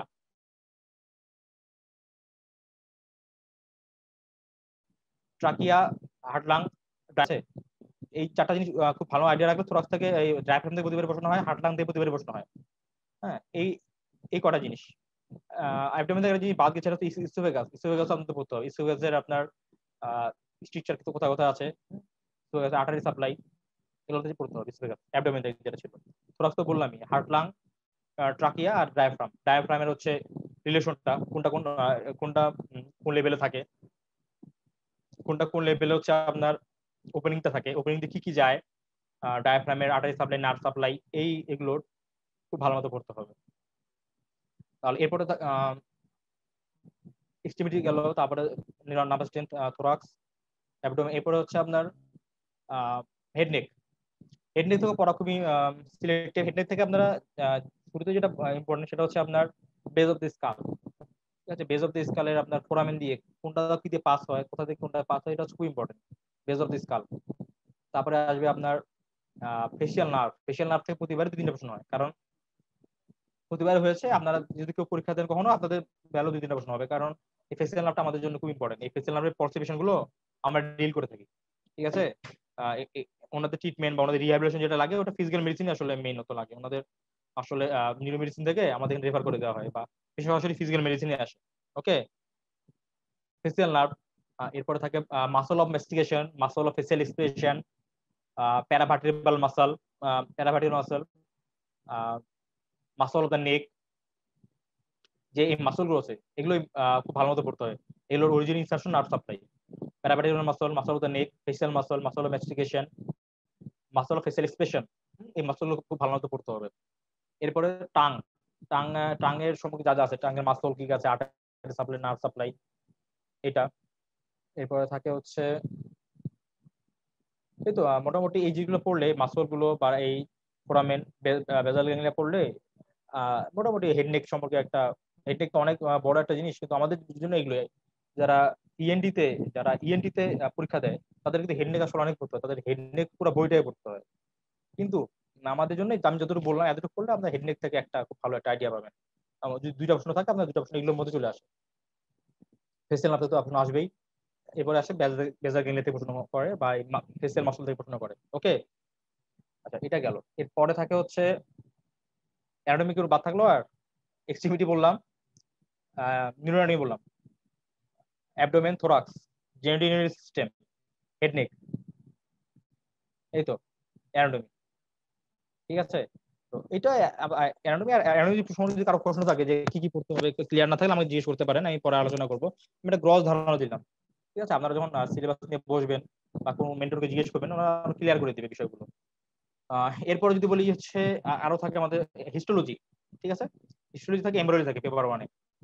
তো হিস্টোলজি থেকে আসলে অনেক বড় একটা বিষয়, তাই না? হিস্টোলজি কি থেকে শুরু হয়, স্কিনের লেয়ার থেকে শুরু হয় হিস্টোলজি, একেবারে ইপিথেলিয়াম থেকে শুরু হয়, যা আছে সব হিস্টোলজি পার্ট। কিন্তু আসলে আমাদের ফিজিক্যাল মেডিসিনের জন্য হিস্টোলজি যদি 3টা প্রশ্ন হয়, একটা এসবিএ, 2টা এমসিকিউ, বা একটা এমসিকিউ এর এসবিএ, আমাদের সিলেবাসটা একেবারে নির্দিষ্ট। আমাদের এখান থেকে প্রশ্ন হবে, যেমন আমাদের পড়তে হবে কানেক্টিভ টিস্যু খুব ভালো মতো। কানেক্টিভ টিস্যু সম্পর্কে যা যা আছে আমাদের শুরু করতে হবে কানেক্টিভ টিস্যু দিয়ে, আমরা ইপিথেলিয়াম পড়বো না। ঠিক আছে, ইপিথেলিয়াম লেয়ার আমাদের আসতে পারে, কিন্তু আমাদের শুরু করবো আমরা কানেক্টিভ টিস্যু দিয়ে, যেমন বোনস, কার্টিলেজ। ঠিক আছে, এগুলো তো আমরা শুরু করবো। বোনস, কার্টিলেজ সম্পর্কে যা যা দরকার সবই করবো আমরা। এরপর আসবে হচ্ছে জয়েন্টস, সব ধরনের বডি, সব ধরনের জয়েন্টস এর ক্লাসিফিকেশন আমাদের জানতে হবে। ওকে, জয়েন্টস ক্লাসিফিকেশন, জয়েন্টস এর টাইপ খুব ভালো জানতে হবে। এই তো বোনস, মাসল, বোনস, কার্টিলেজ। এরপর আসে হচ্ছে নার্ভাস সিস্টেম। এই তো histology of nervous system, connective tissue, nervous system, Joints, muscle, bones, muscles এর হিস্টোলজি। ঠিক আছে, মাসল হিস্টোলজি ভালো মতো পড়তে হবে। এগুলোই আপনি যদি এগুলো পড়েন, আপনার এগুলো থেকে 2-3টা প্রশ্ন কমন চলে আসবে। এর বাইরে থেকে সাধারণত হিস্টোলজিতে প্রশ্ন হয় না। তাহলে আবারও বলছি আমি, connective tissue, histology of nervous system, ঠিক আছে, bones, Joints, cartilage, muscle histology. ঠিক আছে, এগুলো পড়লে আপনার মোটামুটি হিস্টোলজি আপনার কভার করে যাবে। আর ইপিথেলিয়াল লেয়ার হচ্ছে বডির এই কিছু জিনিস আছে, ইপিথেলিয়াল লাইনিং এর যে কোনো বই দেখবেন দুই তিন পেজ ইপিথেলিয়াল লাইনিং দেওয়া আছে, পারেন ইপিথেলিয়াল লাইনিং গুলো দেখে নেবেন একবার। এই আর এরপরে আসছি আমরা এমব্রিওলজি। এমব্রিওলজিতে সাধারণত একটা প্রশ্ন থাকে। এমব্রিওলজি কিন্তু অনেক বই আছে, মোটা একটা বই আছে, তো আপনাকে পুরোটা পড়বো 1 নম্বরের জন্য? আমরা পুরোটা পড়বো না, আমরা পড়বো আমার ফিজিক্যাল মেডিসিনের কি দরকার। আমাদের ফিজিক্যাল মেডিসিনের খুবই একটা সংক্ষিপ্ত একটা সিলেবাস আছে, সেটা আমরা পড়বো। মানে ওই টপিক থেকে আমরা একটা একটা প্রশ্ন কমন করবো, সেটা হচ্ছে pharyngeal arch, pharyngeal pouch, pharyngeal kept. ঠিক আছে, এই তিনটা থেকে পড়ি, এই তিনটাতে সাধারণত একটা প্রশ্ন আসতে পারে। এর বাইরে আমরা পড়বো হচ্ছে embryology of muscular of musculoskeletal system, development of musculoskeletal system, development of nervous cleft, development of musculoskeletal system, development of nervous system। এই কয়টা জিনিস যদি পড়ি আমরা, তাহলে আমার এমব্রিওলজির একটা প্রশ্ন থাকতে পারে সাধারণত, এসবি বা এমসিকিউ, এটা আমাদের কমন পড়ে যাবে। তো এই ছিল পেপার 1। ঠিক আছে, পেপার 1 নিয়ে আমি অনেক সংক্ষেপে বললাম, হ্যাঁ, যতটুকু মানে আমার মাথা ছিল আমি বললাম পেপার 1। এখন যদি পেপার 2 এ আসি, পেপার 2 আমাদের হচ্ছে ফিজিওলজি। ফিজিওলজির মধ্যে হচ্ছে আমাদের একটা জেনারেল ফিজিওলজি আর একটা ইলেকট্রোফিজিওলজি। ইলেকট্রোফিজিওলজিটা আপনাদের জন্য নতুন, ঠিক আছে। এই বিষয়গুলো আপনারা আসলে একেবারে ফিজিক্যাল মেডিসিন রিলেটেড, এগুলো আপনারা কখনো পড়েননি আগে এমবিবিএস লেভেলে, এবং ফিজিক্যাল মেডিসিন এফসিএস পার্ট 1 করতে গেলে আপনাদেরকে এই জিনিসটা নতুন করে জানতে হবে। একটা বই আছে ফিজিক্যাল মেডিসিনে, প্রায় এতটুকু মোটা একটা বই আছে আমাদের স্যারের লেখা। ওই বই থেকে আপনাদের 25টা প্রশ্ন থাকবে, হয়তো 50টা প্রশ্নের মধ্যে ফিজিওলজির 25টা প্রশ্ন হচ্ছে ইলেকট্রোফিজিওলজি, 25টা প্রশ্ন আপনার জেনারেল ফিজিওলজি। যেটা আমি প্রথমে যেটা আপনার সাথে পরিচিত জেনারেল ফিজিওলজি, আমি সেটা নিয়ে আলোচনা করি। ঠিক আছে, জেনারেল ফিজিওলজি যেমন হচ্ছে আপনার জেনারেল ফিজিওলজি যেমন আপনারা কবে পড়েছেন, সেটা হচ্ছে আপনার মনে হয় অনেক কঠিন মনে হতো বিষয়গুলো, আসলে নতুন নতুন কেউ ফার্স্ট ইয়ারে আসে, তাদের জন্য এগুলো কঠিন ব্যাপার। তো একই জিনিস আপনাদেরকে আবারও পড়তে হবে, যে ফার্স্ট ইয়ারে যেটা পড়ে এসেছেন ওই একই ফিজিওলজি একই সব। সেটা হচ্ছে একটু একটু এখন যেটা পড়তে হয়, সেটা আমাদেরকে মানে মাইন্ডটাকে মানে একটা মানে লক্ষ্যে নিয়ে যেতে হবে, যে আমার আসলে কতটুকু পড়তে হবে। ফিজিওলজিতে আমি পুরো জ্ঞান মানে জ্ঞান এত মোটা বই একটা পরীক্ষা দিতে যাবো না। আমার সিলেবাসটা জানতে হবে, সিলেবাস থেকে প্রশ্ন আসলে কই থেকে হয় আমার কি জানতে হবে, এতটুকু আমার জানতে হবে। এতটুকু জানলে আপনার পড়া প্রায় 80% হয়ে যাবে। ফিজিওলজি আমাদের যেমন আমরা শুরু করি সাধারণত আপনার ইম্পর্টেন্স যদি বলি আমি, বডি ফ্লুইড, বডি ফ্লুইডের থেকে প্রতিবারই প্রশ্ন হয়। হ্যাঁ, বডি ফ্লুইডের কম্পোজিশন গুলো, ইলেকট্রোলাইট ইমব্যালেন্স গুলো, বডি ফ্লুইড ইলেকট্রোলাইট ইমব্যালেন্স, তারপরে সোডিয়াম পটাশিয়াম ক্যালসিয়াম এই সম্পর্কে বিভিন্ন ধরনের ট্রান্সপোর্ট সিস্টেম, অ্যাকশন পটেনশিয়াল, যে তারপর যে এগুলো জেনারেল ফিজিওলজি বা বডি ফ্লুইড বলেন। এরপরে আসে রেসপিরেটরি সিস্টেম, রেসপিরেটরি সিস্টেম থেকে আপনার respiratory centre, regulation of respiration, control of respiration, respiratory muscle কি কি আছে, ঠিক আছে, আর respiratory failure, type 1 type 2 respiratory failure, এই বিষয়গুলো আছে। এই বিষয়গুলোতে রেসপিরেটরি সিস্টেম থেকে পড়তে হয় মেইনত। তারপর কার্ডিওভাস্কুলার সিস্টেম আবার হচ্ছে প্রথমে আসবে হচ্ছে রেগুলেশন অফ কার্ডিওভাস্কুলার সিস্টেম। হ্যাঁ, তারপর regulation of blood pressure, regulation of control of blood pressure যেটা, ঠিক আছে। এরপরে cardiac output, heart rate, venous return, এগুলো হচ্ছে ফ্যাক্টর গুলো আছে, কখন কমে কখন বাড়ে, এই বিষয়গুলো কার্ডিওভাস্কুলার সিস্টেম থেকে। ইসিজি থেকে প্রতিবার একটা প্রশ্ন থাকে, ইসিজি খুব ভালো জানতে হবে, একটা প্রশ্ন প্রতিবারই থাকে এমসিকিউ হিসাবে। হ্যাঁ, যে পি ওয়েভের দৈর্ঘ্য অথবা একটা ইয়া দিয়ে দিল যেটা ইন্টারপ্রিটেশন কি, এই টাইপের প্রশ্নগুলো। ওই তো যেটা বললাম যে আপনার regulation of blood pressure, regulation of cardiovascular system, cardiac output, venous return, stroke volume, এগুলো রেগুলেশন। হ্যাঁ, এক্সারসাইজে কার্ডিওভাস্কুলার সিস্টেম কি চেঞ্জ হয় এগুলো, ইসিজি। হ্যাঁ, এগুলো ECG change, cause of long T wave, cause of এই তো এই জিনিসগুলো। এরপর আসে হচ্ছে নেফ্রোলজি, এরপর আসে নেফ্রোলজি ইম্পর্টেন্স দিয়ে। নেফ্রোলজিতে আমরা কি করি, নেফ্রোলজিতে সাধারণত আপনার যে কিডনি টিউবওয়েল আছে না, কিডনি টিউবওয়েলে এই যে এক্সচেঞ্জ হয়, কোথায় কি সিক্রেট হচ্ছে, কোথায় কি অ্যাবজর্ব হচ্ছে, এগুলো খুব ভালো মতো জানতে হয়। ওর সাথে জানতে হয় হচ্ছে কিডনি থেকে কি কি হরমোন রিলিজ হয়, কোথা থেকে হরমোন রিলিজ হয়, এই হরমোনটা কি হয়ে কাজ করে। ঠিক আছে, প্রথমে কিডনি হরমোনটা, কোথা থেকে কি হরমোন আসে, কিডনির কিভাবে কাজ করে। আর এরপরে আসে হচ্ছে টিউবুলার সিক্রেশন, অ্যাবজর্পশন কিডনির। ঠিক আছে, এরপর আছে acid base balance, অ্যানোয়ান gap, acid base balance, এগুলো সম্পর্কে একটা ভালো আইডিয়া রাখতে হবে। ঠিক আছে। আহ, এরপর আছে এন্ডোক্রাইনোলজি। এন্ডোক্রাইনোলজি থেকে যেটা পড়তে হবে যে অনেক বড় চ্যাপ্টার, কিন্তু আমাদের অত কিছু লাগে না। হরমোন গুলো, এন্ডোক্রাইন হরমোন কি কি আছে, এই হরমোন গুলো সম্পর্কে, কোথা থেকে কি হরমোন আছে, এটা প্রথমে পড়তে হবে আমাদের। তারপরে আমরা শুরুতে যেটা বলবো সেটা হচ্ছে অ্যাড্রেনাল কর্টেক্সটা পড়বো। ঠিক আছে। অ্যাড্রেনাল কর্টেক্স থেকে কি পড়বো? অ্যাড্রেনাল কর্টেক্স থেকে পড়বো হচ্ছে আমরা স্টেরয়েড হরমোনটা পড়বো। ঠিক আছে, স্টেরয়েড হরমোনটা ইম্পর্টেন্ট। অ্যাড্রেনাল কর্টেক্স পড়বো, এরপরে পড়বো হচ্ছে পিটুইটারি হরমোন কিছু পড়বো, যেমন পিটুইটারি হরমোন গ্রোথ হরমোনটা পড়বো, ইম্পর্টেন্স দিক দিয়ে। ইনসুলিন পড়বো। ঠিক আছে। আর অ্যাড্রেনাল কর্টেক্স যে হরমোন গুলো আছে সেগুলো পড়বো, সেটা ডিজিজ রেগুলেশনে কি হয়, অ্যাডিসন কখন হয়, পুশিং কখন হয়, কোনস কখন হয়, এই জিনিসগুলো পড়বো আমরা। আহ, এই তো তাহলে আমাদের ফিজিওলজি। আরেকটা বিষয় হচ্ছে স্পোর্টস ফিজিওলজি।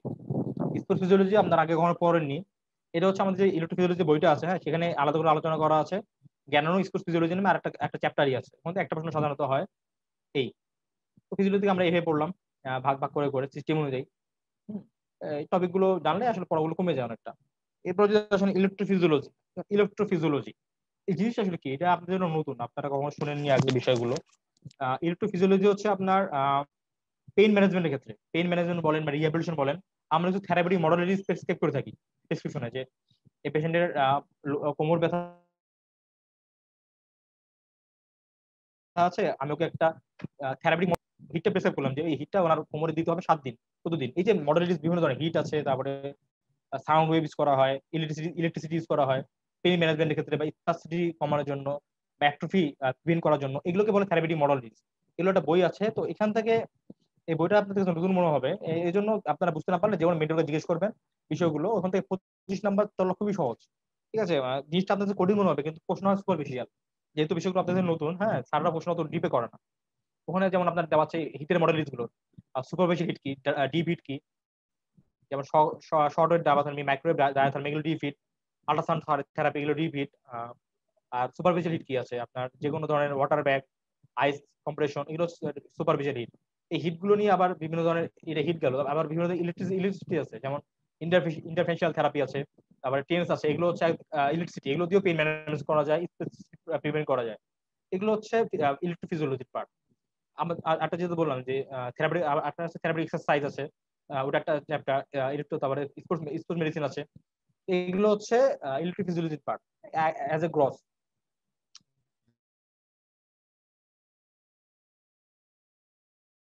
আরেকটা পেপার টুতে আরেকটা বিষয় পড়তে হয়, জেনেটিক মেডিসিন 2-3 পেজ আছে, ওই 2 পেজ পড়লে, 2-3 পেজ পড়লে আপনার একটা প্রশ্ন কম পাবেন। হ্যাঁ, জেনেটিক মেডিসিন। এই এই ছিল পেপার 2। ঠিক আছে। অ্যাজ এ হোল এটা ছিল পেপার 2। আবার পেপার 3 কম্বাইন্ড। হ্যাঁ, এখানে থাকে প্যাথোলজি, ফার্মাকোলজি, বায়োস্ট্যাটিস্টিক্স, ইমিউনোলজি, থাকে হচ্ছে রিউমাটোলজি, নিউরোমেডিসিন। এগুলো সম্পর্কে খুব ভালো মতো পড়তে হবে। যেমন যেমন আপনি যদি প্যাথোলজি পড়া শুরু করেন, প্যাথোলজি তো আপনি পড়লে অনেক কিছু পড়া যায়, পুরো রবিন্সি পড়া যায়। তো আমরা ইম্পর্টেন্স দিয়ে পড়বো, 10টা প্রশ্ন থাকবে, 8টা 10টা, আমরা ইম্পর্টেন্স দিয়ে পড়বো ইনফ্লামেশন। ইনফ্লামেশন পড়লে আমরা 4টা 5টা প্রশ্ন কমন চলে আসছে, ইনফ্লামেশন খুব ভালো মতো পড়তে হবে। ঠিক আছে। এরপরে আমরা পড়বো সেল ইনজুরি, হ্যাঁ, যে অ্যাপোপ্টোসিস, তারপর হচ্ছে অ্যাট্রোফি, হাইপারট্রফি, হ্যাঁ, নেক্রোসিস, এগুলো হচ্ছে খুব ভালো মতো পড়বো আমরা। সেল ইনজুরি, এই ইম্পর্টেন্স দিয়ে এই দুটো চ্যাপ্টার পড়লে 10টার মধ্যে আমার 8টা বা 10টার মধ্যে আমার 6টা প্রশ্ন কমন পড়ে যাবে।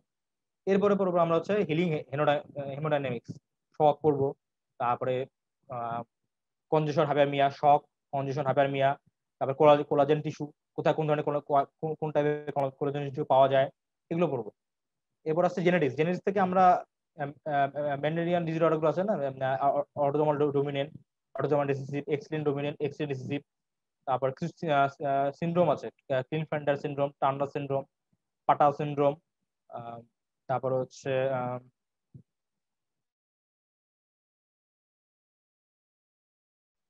Down syndrome. এই জিনিসগুলো ক্যারেক্টারিস্টিক নিউপ্লাজম থেকে পড়বো, মানে নিউপ্লাজম থেকে খুব সুপারফিশিয়ালি যে মানে কোথা থেকে কি ধরনের নিউপ্লাজম তৈরি হয়, এই জিনিসগুলো। আর কিছু না, বেশি কিছু লাগে না এখান থেকে। প্যাথোলজি। এরপর আসে আপনার হচ্ছে যেমন ফার্মাকোলজি, যদি 8টা 10টা প্রশ্ন থাকতে পারে ফার্মাকোলজি থেকে। আমাদের জন্য ফার্মাকোলজি সিলেবাসটা কিন্তু নির্দিষ্ট। হ্যাঁ, আপনি সার্জারিতে গেলে পড়বেন অন্যরকম ভাবে, আপনি সার্জারি শুরু করবেন অ্যান্টিবায়োটিক ক্লাসিফিকেশন দিয়ে, কিন্তু আমি ফিজিক্যাল মেডিসিনে শুরু করবো ডিএমআরডি দিয়ে, disease modifying anti rheumatic drug. এটা আপনাদের কাছে নতুন। আমার রিমোটোলজির কন্ডিশন গুলো ম্যানেজ করার জন্য যে ওষুধগুলো দিই, এগুলো ডিএমআরডি বলে, ডিএমআরডি বায়োলজিক্স। ডেভিডসনে আছে জিনিসগুলো, আপনাদের ডেভিডসন আছে বা ভীষণ ফার্মাকোলজি, যেখান থেকে আপনাদের ইচ্ছা। ডিএমআরটিস করতে হবে, খুব ভালো আইডিয়া তো ডিএমআরটিস। ডিএমআরটিস পরে পড়বো আমরা এনএসএড, যেহেতু আমাদের কাজই হচ্ছে পেন নিয়ে আমরা ব্যথা ওষুধ লিখি। এনএসএড সম্পর্কে খুব ভালো একটা আইডিয়া রাখতে হবে। অনেক ধরনের এনএসএড আছে, এনএসএড কাজ করার মেকানিজমটা কি, কোথায় ব্লক করে, কোথায় স্টেরয়েড কোথায় ব্লক করে, কক্স ওয়ান কি কক্স, তারপরে আবার আবার হচ্ছে আপনার পটেন্সি ভিত্তিতেও পার্থক্য আছে, যে লো পটেন্সি এনএসএড, হাই পটেন্সি স্টেরয়েড, এগুলো পার্থক্যগুলো, ইনজেকশন কন্ডিশন, এগুলো পড়বো আমরা এনএসএড থেকে। ঠিক আছে, এরপরে পড়বো স্টেরয়েড। আমরা স্টেরয়েড দিই পেশেন্টকে পেইন কমানোর জন্য বা বিভিন্ন কন্ডিশন। স্টেরয়েড সম্পর্কে খুব ভালো আইডিয়া রাখতে হবে। স্টেরয়েড কখন দেওয়া যায়, কখন দেওয়া যায় না, বেশি দিন দিলে কি হয়, কিভাবে উইথড্রয়াল করতে হয়, মেকানিজম ভালো জানতে হবে স্টেরয়েড থেকে। স্টেরয়েডের পরে আসবে হচ্ছে anti Parkinson drug,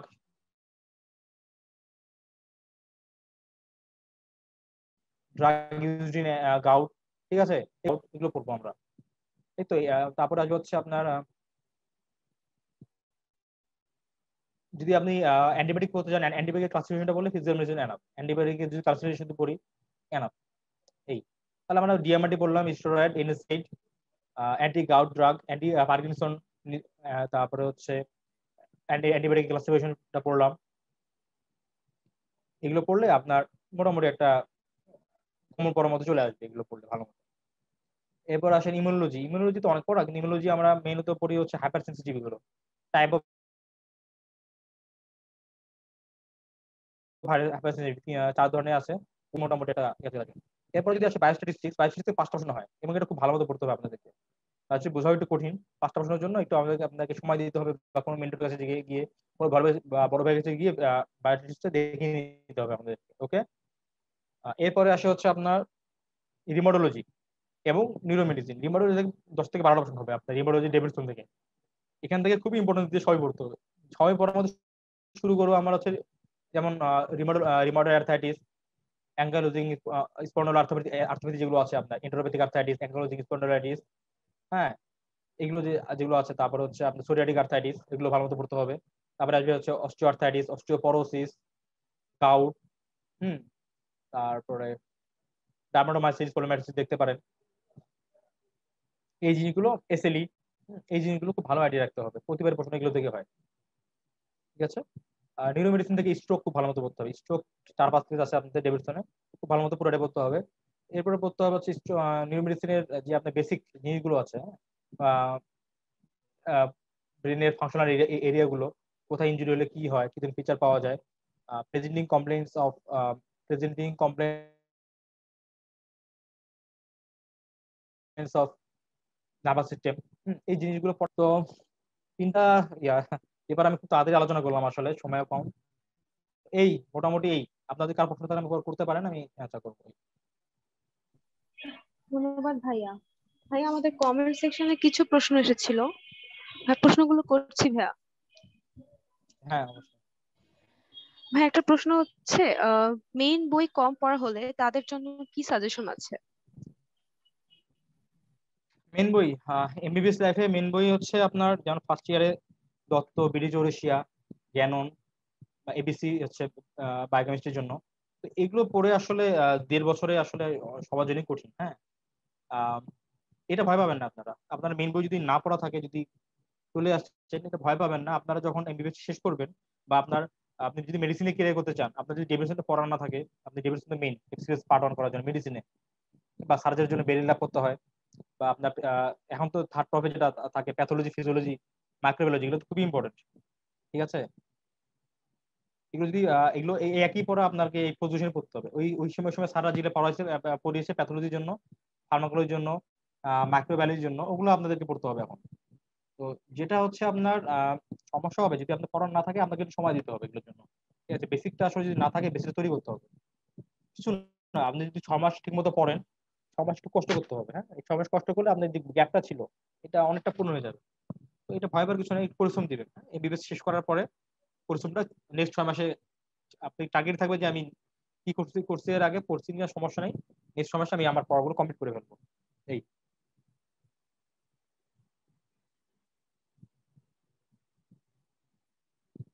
thank you পারবেন, আপনারা ভাইয়া। পারবেন।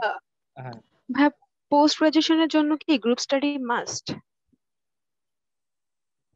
গ্রুপ স্টাডি করলে অনেক ভালো হয়। এটা এটা মাস্ট বলতে কি, আপনি যখন মাস্ট বলতে একটা জিনিসের তো বেনিফিট আছেই, বেনিফিট তো আছে। আপনি একটা জিনিস যখন পড়বেন আর আলোচনা করবেন না, এটা মাথায় থাকবে আপনার অনেকদিন। আপনার কনফিউশন গুলো দূর করবেন। আপনি যখন নিজে নিজে পড়বেন, আপনি যখন নিজে পড়বেন তখন দেখবেন আমি অনেক কিছু পারতেছি, একা একা পড়তেছি, কিন্তু পরীক্ষার কোশ্চেন দেখবেন তখন অনেক জিনিস কনফিউশন হবে, যেটা গ্রুপ স্টাডি করলে আলোচনা করলে জিনিস কনফিউশন দূর হয়ে যায়। আপনি একটা জিনিস পারেন, আপনার চেয়ে আরেকজন অনেক ভালো পারে ওটা, যেটা আপনি কম কম বুঝেন সেটা আরেকজন অনেক ভালো বোঝে আপনার থেকে, সেটা যখন আপনাকে বুঝিয়ে দেবে আপনার পড়াটা অনেক ভালো হবে। এই তো গ্রুপ স্টাডি মাস্ট বলতে পড়লে আপনার পড়াটা মানে স্থায়ী হবে, পড়াটা ভালো মনে থাকবে। যদি না পারেন আহ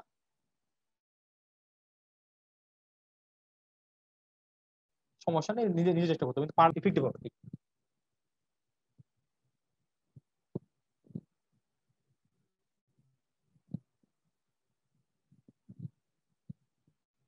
ভাইয়া আইসি পারভেজ প্রশ্ন করেছে, ফিজিক্যাল মেডিসিনে ক্যারিয়ার করতে চাইলে এমবিবিএস লেভেলে কোন কোন সাবজেক্টে ফোকাস করব? আমি আপনারা শুনতে পারিনি, কেটে গেছিল একটু। আপনারা শুনতে পারিনি, সরি, আমি কেটে ভাইয়া গেছিল। আইসি পারভেজ প্রশ্ন করেছেন, ফিজিক্যাল মেডিসিনে ক্যারিয়ার করতে চাইলে এমবিবিএস লেভেলে কোন কোন সাবজেক্টে ফোকাস করব? আচ্ছা, আপনি যদি ক্লিয়ার করতে চান এমবিবিএস লেভেলে, যদি ফার্স্ট ইয়ারে বলে, আমি যেটা বললাম অ্যানাটমি থাকে, আপনাকে অ্যানাটমি থেকে আপার লিম লোয়ার লিম থেকে আপার লিম লোয়ার লিম থেকে একটু ভালো মতো একটু বোঝার চেষ্টা করবেন। আমরা ফার্স্ট ইয়ারে যখন একটা ছেলে বা একটা মেয়ে আসে না, তার কাছে এই জিনিসগুলো খুব কঠিন মনে হয়। দত্তর একটা বই ছোট ছোট লেখা বুঝতে অনেক কঠিন, বা বিডি চৌরাশি একটা বই দেখতে ভালো লাগে, বিডি চৌরাশি কিন্তু বড় বড় ছবি, কিন্তু পড়তে গেলে অনেক কষ্ট। কিন্তু আপনারা যদি পারেন ফার্স্ট ইয়ারের জন্য অ্যানাটমিক মাসলের নার্ভ সাপ্লাই কি, কোন মাসলে অ্যাকশন কি, হ্যাঁ কোন জয়েন্টের কালসিফিকেশনটা কি, হ্যাঁ কোন জয়েন্টের ইম্পর্টেন্সটা কি, এটা যদি বুঝে রাখতে পারেন ভালো। আর না বললে যদি না পারেন কোনো সমস্যা নেই, পরে পড়ে নিতে হবে। আর ফার্স্ট ইয়ারে পড়া যে আপনার সেই বয়সে এসে মনে থাকবে এমনও তো না।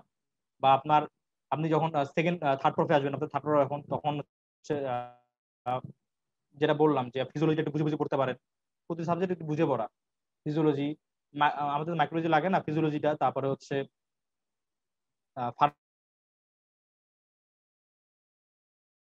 ফার্মাকোলজি ফার্মাকোলজি যেগুলো বললাম, এনএসিডটা একটু ভালো মতো বোঝা, ভালো আইডিয়া রাখা, বা এই তো সবগুলো বুঝে পড়া। আর ফাইনাল প্রফে গেলে আপনার রিমোটোলজি নিউরোমেডিসিন সম্পর্কে খুব ভালো মতো পড়া।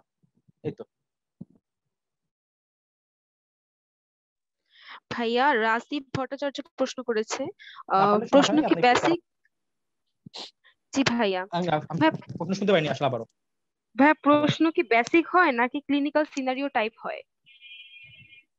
আচ্ছা, এফসিএস ফিজিক্যাল মেডিসিন। জি ভাইয়া। আচ্ছা, ফিজিক্যাল মেডিসিনে আপনার পেপার 1 পেপার 2 বেসিক হয়। পেপার 1-এ অ্যানাটমি বেসিক থাকে, পেপার 2-এও বেসিক থাকে ফিজিওলজিটা। অ্যানাটমি কিছু জিনিস সিনারিও দিতে পারে, হ্যাঁ একটা পেশেন্ট পড়ে গেল, পড়ে যাওয়ার পরে তার জয়েন্টের ফ্র্যাকচারটা কি ধরনের হতে পারে, ফ্র্যাকচারটা কোন জায়গায় হতে পারে, একটা দুটো প্রশ্ন থাকে। বেশিরভাগই থাকে হচ্ছে আপনার সিম্পল কোশ্চেন। একটা পেশেন্ট হচ্ছে উপর থেকে পড়ে গেল, তার কোন লেভেলে হচ্ছে মানে পিএলএডি হওয়ার সম্ভাবনা বেশি বা ফ্র্যাকচার হওয়ার সম্ভাবনা বেশি। কিছু থাকে হচ্ছে 3-4টা প্রশ্ন থাকে হচ্ছে আপনার ক্লিনিক্যাল, বেশিরভাগ প্রশ্ন থাকে বেসিক অ্যানাটমি বা ফিজিওলজি। আর পেপার 3-তে গিয়ে আপনার রিমোটোলজিক্যাল কিছু প্রশ্ন থাকে, রিমোটোলজিক্যাল যে রিমোটোলজি আছে না, কিছু প্রশ্ন থাকে আপনার হচ্ছে ক্লিনিক্যাল। এর বাইরে প্যাথোলজি বা ফিজিওলজি, এরপরে বা পেপার 3-তে আপনার প্যাথোলজি, ফার্মাকোলজি, বায়োস্ট্যাটিক্স, এগুলো তো আর ক্লিনিক্যাল কিছু করার নেই, এগুলো হচ্ছে বেসিক। আর হিমাটোলজিতে কিছু প্রশ্ন করলে বা নিউরোমেডিসিনে কিছু প্রশ্ন করলে বড়দের 5 থেকে 6টা প্রশ্ন আপনার ক্লিনিক্যাল হবে, বাকি সবগুলো বেসিক। ধন্যবাদ ভাইয়া। ভাইয়া এমবিবিএস লেভেলে কিভাবে প্রস্তুতি নেওয়া যায়, নাকি এমবিবিএস এর পর প্রস্তুতি শুরু করা উচিত, এটা আমাদের একটা প্রশ্ন। এবং সাথে আরেকটা প্রশ্নটার সাথে রিলেটেড, যেটা করেছে ভাইয়া রুকায়াত রহমান ইকরা। ভাইয়া প্রশ্নটা হচ্ছে কি, আমাদের এমবিবিএস এর পরে প্রিপারেশন নেওয়ার জন্য কি কোনো কোচিং করতে হয় কিনা?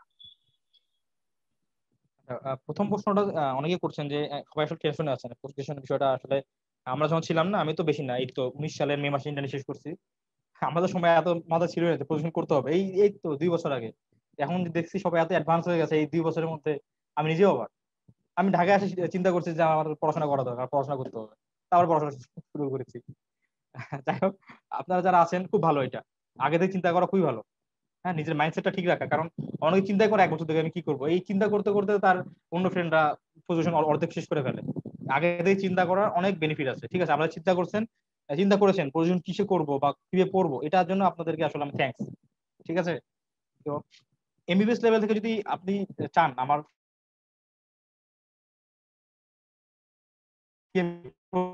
নিতে হবে, ঠিক আছে, এটা হচ্ছে চান ইন্টারনাল মেডিসিনের জন্য আপনাকে ডেভিসনটা খুব ভালো মতো পড়তে হবে। দেখবেন যারা ইন্টারনাল মেডিসিনে প্রথমবার এফসিএস পাঠান পাস করেছে, ইন্টারনাল মেডিসিনে যারা ইন্টারনাল মেডিসিনে প্রথমবার পাঠান পাস করেছেন তারা দেখবেন ডেভিসনটা third year fourth year fifth year এই সময়টা একবার তারা শেষ করে এসেছিল। যারা 6 মাস সময় দিয়ে পাঠান পাস করে তারা সাধারণত ডেভিসন অনেক আগে খুব ভালো মতো একবার পড়া থাকে তাদের। খুব ভালো মতো পড়া না থাকলেও একটা আইডিয়া থাকে যে কোন চ্যাপ্টারে কোন টপিক আছে, কোন টপিক থেকে সাধারণত কোশ্চেন হতে পারে। হ্যাঁ, তো আপনারা যেটা করবেন যে আপনারা যদি মেডিসিনে কেয়ার করতে চান ডেভিসনটা পড়বেন, থার্ড ইয়ার থেকে পড়া শুরু করবেন অল্প অল্প করে। কঠিন লাগবে, ডেভিসনের ভাষাটা প্রথম বোঝা খুব কঠিন। আমি তো ডেভিসনের ভাষা বোঝা শুরু করছি হচ্ছে এমবিবিএস পাস করার পরে, আমার কাছে কঠিন মনে হয়।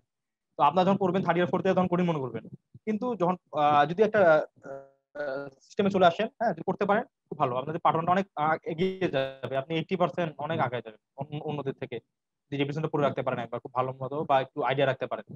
তারপরে যারা সার্জারিতে পড়বেন তাদের জন্য অ্যানাটমি ভালো জানতে হয়।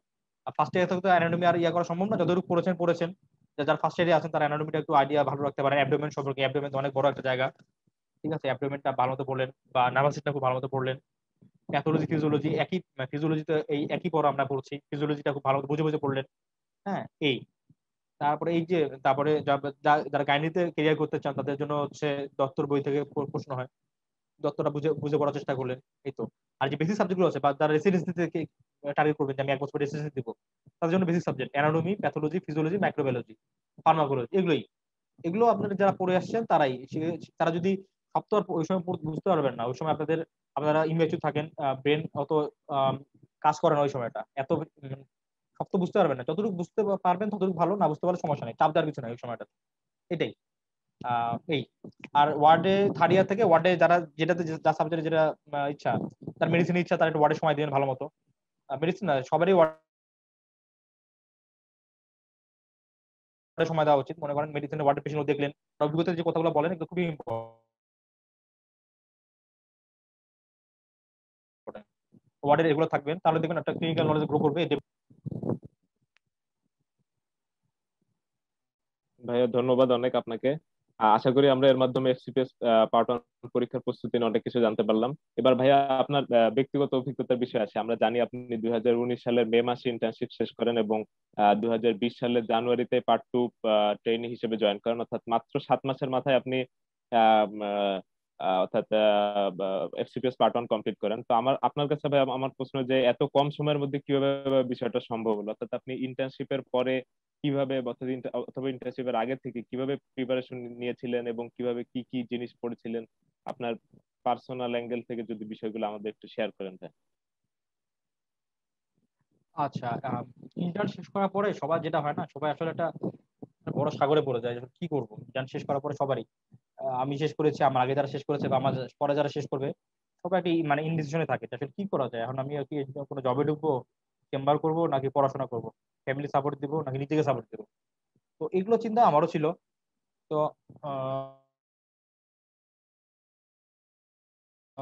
আমি যেটা চিন্তা করলাম যে পড়াশোনা তো করতেই হবে, হ্যাঁ, এবিবিএস শেষ করার পর একটা ডিগ্রি নিচ্ছি।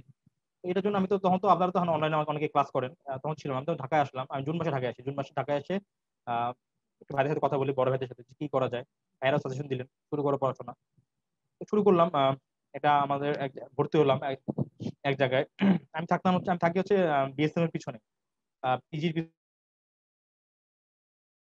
পিছনে থাকতাম তখন একই জায়গায় থাকি। তো ওই লাইব্রেরিতে পড়া শুরু করলাম, দিয়ে ক্লাস করতাম পজিশনের জন্য, এখানে এসে পড়াশোনা করতাম। তো এই সকাল 8টা থেকে রাত 10টা পর্যন্ত পড়াশোনা করতাম। লাইব্রেরি সকাল 8টায়, বন্ধ হতো রাত 10টায়। তো এই সকাল 8টা থেকে রাত 10টা পর্যন্ত পড়তাম। ওখানে লাইব্রেরিতে খাওয়ার ব্যবস্থা আছে উপরে, ওখানে খাইতাম, ঘুমাইতাম, হচ্ছে বই দিয়ে যাই, ঘুম ধরলে আবার পড়তাম। তো কারণ পড়তে হয়েছে অনেক বেশি, এই 6 মাস আমার বা আসলে কষ্ট হয়ে গেছে ওই সময়টা। দিন গুনতাম যে আজকে আর এফসিএস পার্ট পরীক্ষার আর 20 দিন বাকি আছে, এফসিএস পার্ট 1 পরীক্ষার আর 10 দিন বাকি আছে। আমি আর কষ্ট করতে পারতেছি না, পরীক্ষাটা শেষ হয়ে যায়, আমি আর কষ্ট নিতে পারতেছি না। আমার ওই সময়টা খুব কষ্ট গেছে আসলে, মানে 8টা থেকে সকাল 8টা থেকে রাত 10টা পর্যন্ত পড়াশোনা করা। সবাই দেখতাম, আপনারা যখন আসবেন ঢাকাতে বা পিজিতে যদি পড়াশোনা করেন দেখবেন সবাই পড়ছে। মানে আমি যখন দেখতাম, আমার তো বয়স কম, এই তো কেবল এমবি শেষ করে আসছি, কিন্তু আপনি যখন দেখবেন যে আপনার পাশে আর একটা 15 বছরের লোকজন পড়াশোনা করছে, আপনি আপনি এখানে বসছেন ছোট একটা মাস, উনি ওনার ফ্যামিলিকে এনে পড়তে পারতেছে, আরেকজন আছে বাচ্চা কাচ্চা রাখে পড়াশোনা করছে আরেকজন ম্যাডাম, তখন বুঝবেন যে আমি ঠিক আছি, মনে হয় আমারই শান্তি। ঠিক আছে, আমি যেটা বলবো যে আসলে আপনারা ডিসিশনটা একটু তাড়াতাড়ি নেবেন। আপনারা যে এখন ডিসিশন নিতে পারছেন যে আমি সার্জারি করবো বা মেডিসিন করবো বা আমি এমআরসিপি করবো, ক্লাব করবো, এটা যদি বাই বিসিএস করবো আগে, কোনো সমস্যা নেই। ডিসিশন একটা নেন, আমি এফসিপি দিব, এমডি দিব, একটা ডিসিশন নেন। মানে মানে স্কাটারে ঘোরাঘুরি করি না কি করবো না করবো, মানে মাথার এক জায়গায় সেটেল করেন, চিন্তা ভাবনা করে সেটেল করেন। মাথা সেটেল করতে পারলে 50% কাজ হয়ে যাবে। মাথাটা সেটেল করতে হবে এক জায়গায়। শুনেন, সমস্যা নেই, ভাইদের কাছে সাজেশন নেন, ভাইরা কি বলে, স্যাররা কি বলে, করে একটা সেটেল করেন যে আমি আগে বিসিএস করবো বা এফসিএস করবো বা এমডি করবো, আমি দেশে থাকবো না, এমআরসিপি করবো, ক্লাব করবো, কোনো সমস্যা নেই। একটা সেটেল করে ওই সময় আগান। বা আমি 1 বছর কিছুই করবো না, আমি 1 বছর চেম্বার করবো, 1 বছর ডিউটি করবো, এটাও ঠিক আছে। এক একজনের ফ্যামিলি সমস্যা এক এক রকম, এক একজনের ফ্যামিলি এক এক রকম। তবে আমার যেটা সাজেশন থাকবে, যদি ফ্যামিলিতে ব্যাকআপ একেবারে খারাপ না হয়, ফ্যামিলি যদি কোনো মতো চলার সময় হয়, আপনি ফ্যামিলিকে বলবেন যে আমাকে আর 6টা মাস সময় দেন, আমি 6 মাস একটু পড়াশোনা করি। আমি এমবিবিএস লেভেলে তো অনেক পড়েছি, ওই পড়াগুলো আসলে পজিশনে কি কি পড়তে হবে আমার জন্য এটা আমার জানা দরকার। এই এই জানাটার জন্য, এই গাইডলাইনটার জন্য প্রথম 6 মাস ইম্পর্টেন্ট। এই 6 মাস যখন পার হয়ে যাবে না, তখন আপনি আহ বিভিন্ন পরীক্ষা শুরু হবে, তখন এক্সপিরিয়েন্স শুরু হবে, তারপরে তার কদিন পরে আবার রেসিডেন্সি শুরু হবে, আপনি কি দিবেন কি দিবেন না এটা করতে করতে আপনি পাজল হয়ে যাবেন।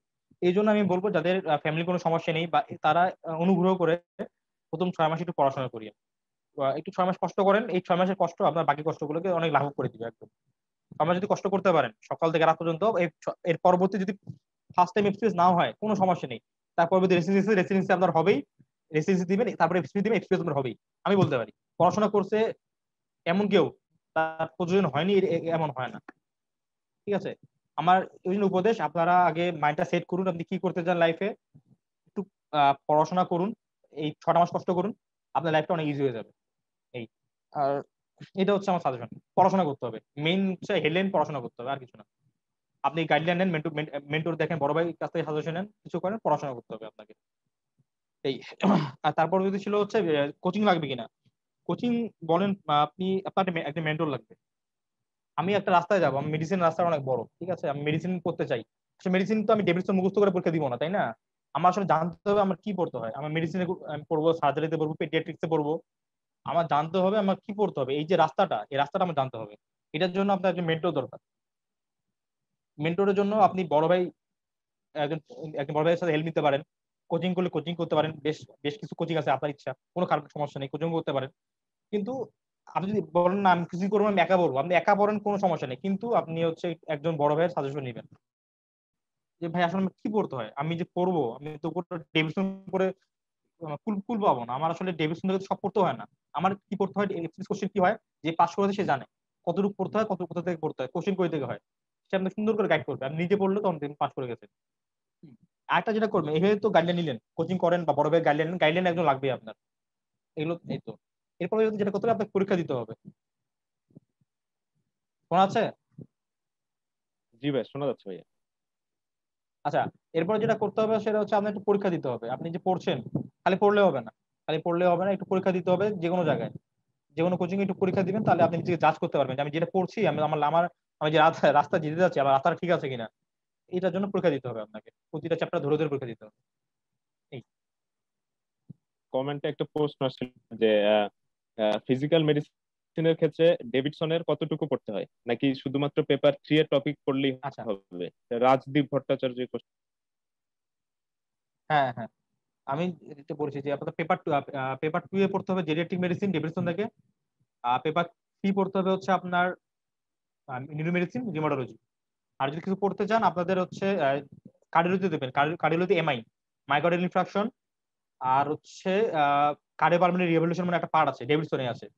আর আর রেসপিরেটরি মেডিসিন থেকে হচ্ছে অ্যাজমা সিওপিডি, আর ওই ব্রঙ্কোপালমোনারি রিহ্যাবিলিটেশন একটা পার্ট আছে ডেভিডসনে মনে হয়। এই জিনিসগুলো পড়লেই হবে ডেভিডসন থেকে।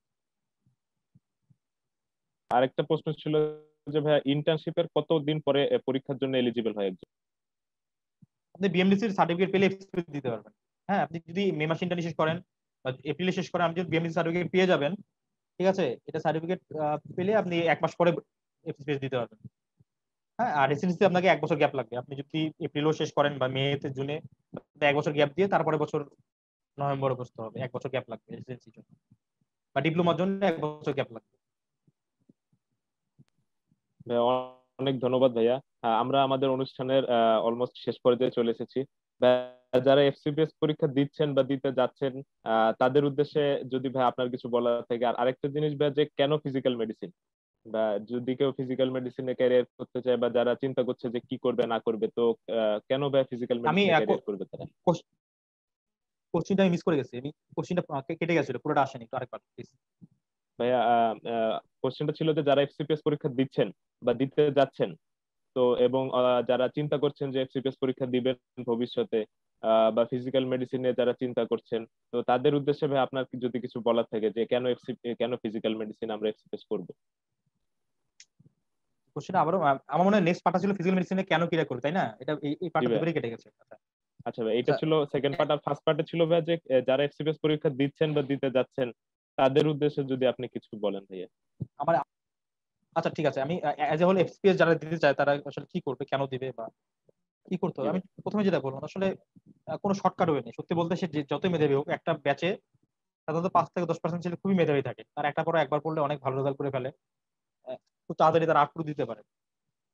এই 10% ছেলে বাদে বাকি 90% ছেলে কিন্তু আপনার আমার মতো, তাদেরকে পড়াশোনা করতে হবে। আপনি শর্টকাট দিয়ে বের হয়ে যাবেন, একদিক দিয়ে এফসিপিএস পাস করে ফেলবেন, রেসিডেন্সি চান্স পেয়ে যাবেন, এটা হতে পারে না। আপনার সময় দিতে হবে, বইকে সময় দিতে হবে। যদি বইতে যদি বুকসে সময় দেন, এটা আপনি একসময় ফেরত ফেরত পাবেন। এই জন্য বলবো যে আপনি পড়াশোনা করে সময় দেন, এবং পড়াশোনাটা হচ্ছে আপনার ম্যাথমেটিক্যাল হতে হবে। শুধু আমি সারাদিন মানে আমি তো মানে মনে করেন আপনি ইআই পড়বেন, প্যাথোলজি পড়বেন, আপনি রবিনসের তো 1 নাম্বার পেজ থেকে শুরু করে 1000 পেজে পড়তে পারবেন না। আপনার একটা মেন্টর লাগবে, আপনার সিলেবাসটা জানতে হবে। আপনি আগে পড়বেন এবং পড়াটা আপনার সাইন্টিফিক, আমার পরীক্ষা এর আগে কি কি প্রশ্ন হয়েছে এটা আপনি জানতে হবে। এটা যখন জানবেন আপনি 50% পড়া ওখানে শেষ। আপনি খালি পরে রিভিশন করবেন। এই জন্য আপনি এটা পড়বেন তো অবশ্যই, সকাল থেকে রাত পর্যন্ত যাই করেন রেস্ট পড়েন, অবশ্যই পড়তে হবে এবং আপনার সিস্টেমটা জানতে হবে, আমার সিলেবাস জানতে হবে, আমার কোশ্চেন জানতে হবে। এর জন্য বড় ভাইদের কাছ থেকে বা যে কোনো কোচিং বলেন হেল্প নিতে হবে আপনাদের। ঠিক আছে, এটা ছিল। আর ফিজিক্যাল মেডিসিন, ফিজিক্যাল মেডিসিন আমি আগেই বললাম, যেটা হচ্ছে আপনাদের অনেকের কাছে সাবজেক্টটা নতুন আসলে। মানে আহ, আমার ভালো লাগার দিক, এক একজনের ভালো লাগার দিক আসলে এক এক রকম। আমার ভালো লাগার দিক হচ্ছে আহ, প্রথমে যেটা আমার ইচ্ছা ছিল মাসকুলোস্কেলাল সিস্টেম বা পেইন ম্যানেজমেন্ট, এগুলো নিয়ে আসলে পড়াশোনা করা। আর রিমোডোলজি, রিমোডোলজি যেমন RA SPA, এগুলো নিয়ে পড়াশোনা করা আমার আগে থেকে ইচ্ছা ছিল। তো এটা আমার সাবজেক্ট একেবারেই মানে মিলে গেল। দেখলাম যে ফিজিক্যাল মেডিসিন এগুলো নিয়ে ডিল করে। তারপর ফিজিক্যাল মেডিসিন কিছু ইন্টারভেনশন আছে, পেইন ম্যানেজমেন্টের ইন্টারভেনশন। এগুলো আসলে এই ট্রেনিং গুলো এখন বাংলাদেশে চালু হয়নি। এই ইন্টারভেনশন গুলো বাড়িতে শিখে আসলে আপনার চেম্বার রোগী দেখার পাশাপাশি কি আপনি পেইন ম্যানেজমেন্ট করেও মানে ইন্টারভেনশন করেও আপনার ক্যারিয়ারকে অনেক এগিয়ে নিতে পারবেন। ঠিক আছে, একজন ইন্টারভেনশন ফিজিশিয়ান হিসেবে। তারপরে বলেন যে আমাদের আরেকটা পার্ট হচ্ছে আপনি ফিজিওথেরাপি দেওয়া বা প্রেসক্রাইব করা। আপনি একটা ফিজিওথেরাপি প্রেসক্রাইব করে দিলেন, এটাও মানে বা আপনার চেম্বারের পাশে রাখলেন, এটাও আপনার অনেক বড় একটা আপনার চেম্বারের সাথে আপনাকে চেম্বারটাকে আরো বড় করে তুলবে, একটা কমপ্লিট ফিজিশিয়ান করে তুলবে। এটা একটা। তারপরে আপনার যেমন রিহ্যাবিলিটেশন, আমি আগে বলেছি স্ট্রোকের একটা পেশেন্ট সারাদিন কি বেডে পড়ে থাকবে, তার তো লাইফ আছে, সে কিভাবে আবার নর্মাল ফিরে আসবে? একটা স্পাইনাল কর্ড ইনজুরি পেশেন্ট, সে কি সারাদিন বেডে পড়ে থাকবে? তাকে তো আমার সে একটা young patient spinal cord injury হয়ে গেছে যে কোনো কারণে, তাকে তো আবার সমাজে ফিরিয়ে আনতে হবে, তাকে তো কর্মক্ষম করতে হবে। এগুলো যে বাংলাদেশে অবহেলিত ছিল, আমি দেখলাম এই বিষয়গুলো আসলে ফিজিক্যাল মেডিসিন নিয়ে কাজ করার উপায় আছে। তখন আসলে আমি বিষয়গুলোতে আগ্রহী হই। ঠিক আছে, এক হচ্ছে পেইন রিলেটেড ইন্টারভেনশন, তারপরে রিহ্যাবিলিটেশন। ঠিক আছে, এগুলো আমি আসলে ইন্টারেস্টেড হই। আরেকটা বিষয় ছিল হচ্ছে আপনার ইয়া নেই, আপনার ইমার্জেন্সি নেই।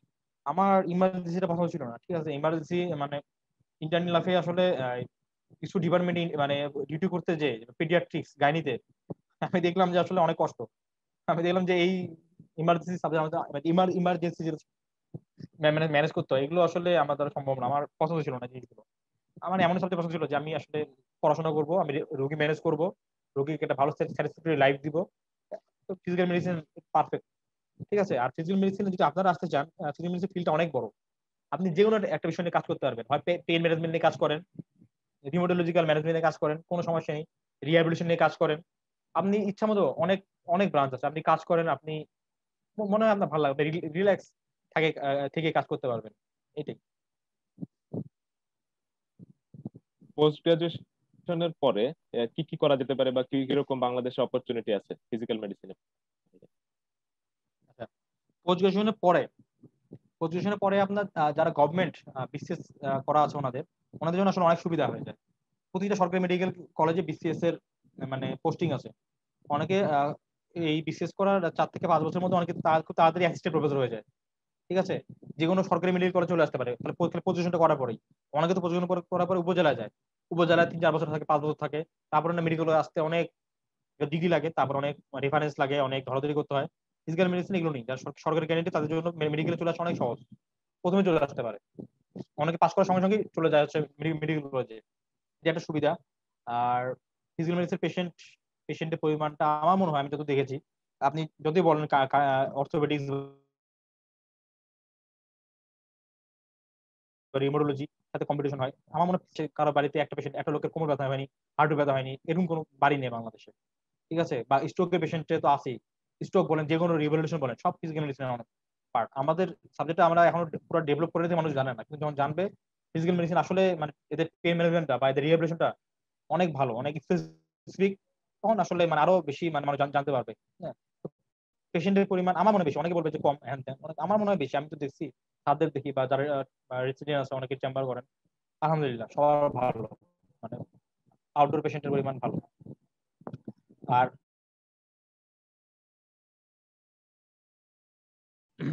প্রোজ এন্ড কোন সব জায়গায় আছে।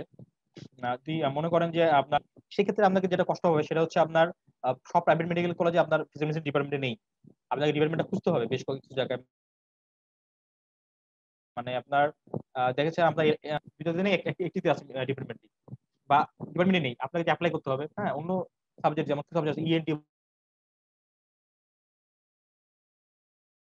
বলেন, অর্থোপেডিক্স বলেন, আমাদের কিন্তু ফ্যাকাল্টি না থাকলেও অর্থোপেডিক্স ইএনটি ডিপার্টমেন্ট থাকে। ওগুলোতে যেমন পজিশন করলে আপনি সঙ্গে সঙ্গে একটা মেডিকেল ঢুকতে পারবেন প্রাইভেটে, ফিজিক্যাল মেডিসিন আপনাকে ডিপার্টমেন্ট খুঁজতে হবে, কোথায় আসলে আছে, আমাকে কোথায় অ্যাপ্লাই করতে হবে। এটা একটু কষ্ট, অবশ্যই কষ্ট, কারণ এখন সাবজেক্টটার সব মিলে ডিপার্টমেন্ট নেই। এটা আপনাকে প্রাইভেটের ক্ষেত্রে আপনাকে এটা কষ্ট, কিন্তু আপনি যদি চেম্বার করেন, আমার চেম্বার আলহামদুলিল্লাহ আপনি হতাশ হবেন না। অন্য মেডিসিনের যে সাবজেক্ট গুলো আছে, আমার ফিজিক্যাল মেডিসিন এনাফ, এনাফ লাইফের জন্য, চলার জন্য এনাফ। ধন্যবাদ। রাজদীপ এই ভট্টাচার্য আরেকটা কোশ্চেন করেছিলেন যে এফসিপিএস পার্ট 1 এ ফিজিক্যাল মেডিসিনে পরীক্ষার্থীর সংখ্যা কত আর পাশের হার কেমন ভাই? আচ্ছা, বলার কিছু নাই, আমি যেবার পরীক্ষা দিই সেবার পরীক্ষার্থী ছিল 48 জন, 48, এবার একটু বাড়ছে, মানে প্রতিবারে 60 হয়, এখন 70 হয়। তো আমি যেবার দিয়েছিলাম 48 জন ছিল, 8 জন পাস করেছিল। খারাপ না, 48 জনে 8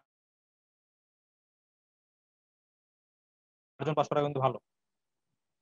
এই, তারপর 40 জন পাস করলো 7 জন। তো এই 60 জন যে পরীক্ষা দেয় 10 জন পাস করবে, মোটামুটি এরকম থাকে।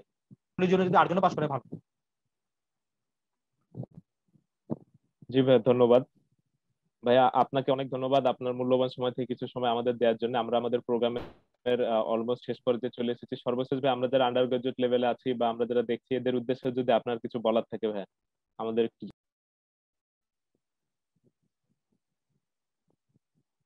আচ্ছা, আমার শুনুন, আবার কেটে গেছে, মানে আন্ডার গ্রাজুয়েট লেভেলে যারা ছিলেন তাদের জি সম্বন্ধে কিছু ভাইয়া, নাকি? যদি কোনো সাজেশন থাকে। আচ্ছা, হ্যাঁ, সাজেশন বলতে হচ্ছে আন্ডার গ্রাজুয়েট লেভেলে আসলে আপনার এমবিবিএস সিলেবাস তো অনেক বড়। এমবিবিএসটাকে অনেক ছোট করা কিছুই নেই, আসলে অনেক পড়া, অনেক কঠিন। এই ফার্স্ট প্রপ আপনার তো 4টা প্রপ, এখন ফার্স্ট সেকেন্ড থার্ড প্রপ, এই প্রপ গুলো ঠিক মতো পাস করে আলহামদুলিল্লাহ। কেউ যদি একবারে পাস করে যেতে পারেন, এটা আলহামদুলিল্লাহ। আপনারা যেটা করতে পারেন, যেটা হচ্ছে ফার্স্ট ইয়ারে যা আছেন ফার্স্ট প্রপে যতটুকু বুঝে পড়ার বুঝে পড়েন, ফার্স্ট প্রপ থেকে পজিশন চিন্তা করার দরকার নেই আমার হিসাবে। যতটুকু anatomy physiology pathology, anatomy physiology biochemistry বুঝতে পারেন আলহামদুলিল্লাহ, একবারে পাস করে যাওয়ার চেষ্টা করেন। এইটাই যদি বুঝে পড়া পড়া পাস করে যান আলহামদুলিল্লাহ। এই যদি বুঝতে পারেন কি কি করেছি, এই যদি বুঝতে পারেন, এই বেসিকটা আপনার সারা জীবন থাকবে, এটাই পজিশনে কাজে লাগবে। তো ফার্স্ট প্রপে যারা আছেন তাদের জন্য সাজেশন হচ্ছে বুঝে পড়ার চেষ্টা করুন শুধু। ঠিক আছে, সেকেন্ড প্রপ যারা আছেন, সেকেন্ড প্রপে হচ্ছে ফরেন্সিক মেডিসিন আর হচ্ছে কমিউনিটি মেডিসিন, এই দুটো সাবজেক্ট আপাতত পজিশন লাগে না। তো পাস করার জন্য যতটুকু দরকার ততটুকু করবেন, এই পাস করতে হবে কিন্তু। থার্ড প্রপে যারা আছেন, পড়াশোনা শুরু করুন থার্ড প্রপ থেকে। হ্যাঁ, মানে যদি ইচ্ছা থাকে পজিশনটা তাড়াতাড়ি করতে হবে, কি করবেন, প্যাথোলজি, ফিজিওলজি, মাইক্রোবায়োলজি, এগুলো আবার একই কথা, একটু বুঝে পড়ার চেষ্টা করবেন, টেক্সট বুক গুলো পড়বেন। ফিজিওলজির জন্য গাইডন না পারেন জ্ঞানটা পড়েন, প্যাথোলজির জন্য রবিন্সটা একবার ছবিগুলো দেখেন বইটা খুলে, মাইক্রোবায়োলজির লেন্সটা ছবিগুলো দেখেন। গাইড তো পড়তেছেন, গাইড সবাই পড়বেন, আমি না বললেও পড়বেন, গাইড পড়তে হবে, সবাই পড়ে আসছে, আমরা পড়তে হবে। পাস করার জন্য গাইড পড়তে হয় আসলে। যারা খুব মেধাবী, যেটা বলে 5 থেকে 10%, তাদের লাগে না, তাদের ওদের কিছুই লাগে না, ওনারা পরীক্ষা বসলে পাস করে যাবে। তো আমাদের যদি গাইড পড়ুন, গাইডের পাশে একটু মেইন বোর্ডে রাখেন, দেখেন ছবিগুলো উল্টায়, একটু বোঝার চেষ্টা করেন, হ্যাঁ ক্যাপচার করার চেষ্টা করেন। তারপর হচ্ছে তখন থেকে ডেভিডসনটা মেডিসিন আছে, ডেভিডসনটা একটু উল্টান। ডেভিডসনের যে জিনিসটা সারা পড়াচ্ছে, লেকচার নিচ্ছে, জিনিসটা একটু ডেভিডসন থেকে পড়েন। ওই গাইড না দেখে ডেভিডসনকে রিডিং দিয়ে রাখেন। যেটা আপনি ওয়ার্ডের যে পেশেন্ট দেখছেন, একটা হচ্ছে সিএলডি পেশেন্ট আছে, একটা হচ্ছে হ্যামেটিক এনকেফালাইটিস পেশেন্ট আছে, আপনি একটু দেখেন ডেভিডসন কি বলছে, গাইডলাইনটা কি। এভাবে করতে হলে ডেভিডসনের সাথে একটু সম্পর্ক তৈরি করেন বইয়ের সাথে। বই তারপর একটু একই কথা আবারও হচ্ছে হচ্ছে ওই বেলি লাভটা একটু পড়ার চেষ্টা করেন, একটু যদি আপনি বুঝে পড়তে চেষ্টা করেন, এই যে সম্পর্ক তৈরি হলো বইয়ের সাথে, এটা আপনার কাজে লাগবে হচ্ছে আপনার ফাইনাল প্রপেজে। ফাইনাল প্রপ পার করবেন পোস্ট গ্রাজুয়েশনে, আপনি যদি বুঝতে পারেন আমি কি পড়েছি, এই বুঝতে পারলে আপনার 50% পড়া হয়ে গেছে। আপনি তখন যে খালি দেখবেন যে আমার এগুলো পড়তে হবে, এগুলো পরীক্ষার জন্য ইম্পর্টেন্ট, এগুলো ইম্পর্টেন্ট না, তখন রিভিশন করে মুখস্থ করবেন। আর যেটা বলবো যে আপনি একটু ওয়ার্ডে সময় দিবেন। ওয়ার্ড গুলো যে হয় সারা সন্ধ্যাবেলা সন্ধ্যা বা রাতে, ওয়ার্ড করতে একটু কষ্ট হয়, ঠিক আছে, ওয়ার্ড করতে কষ্ট হয়, কিন্তু ওয়ার্ডের সময় দিলে হবে কি আপনার ক্লিনিক্যাল নলেজটা ডেভেলপ করবে। এই শর্ট কেস লং কেস গুলো পড়েন, আপনার এই শর্ট কেস লং কেস সারা জীবন করতে হবে, একই পড়া।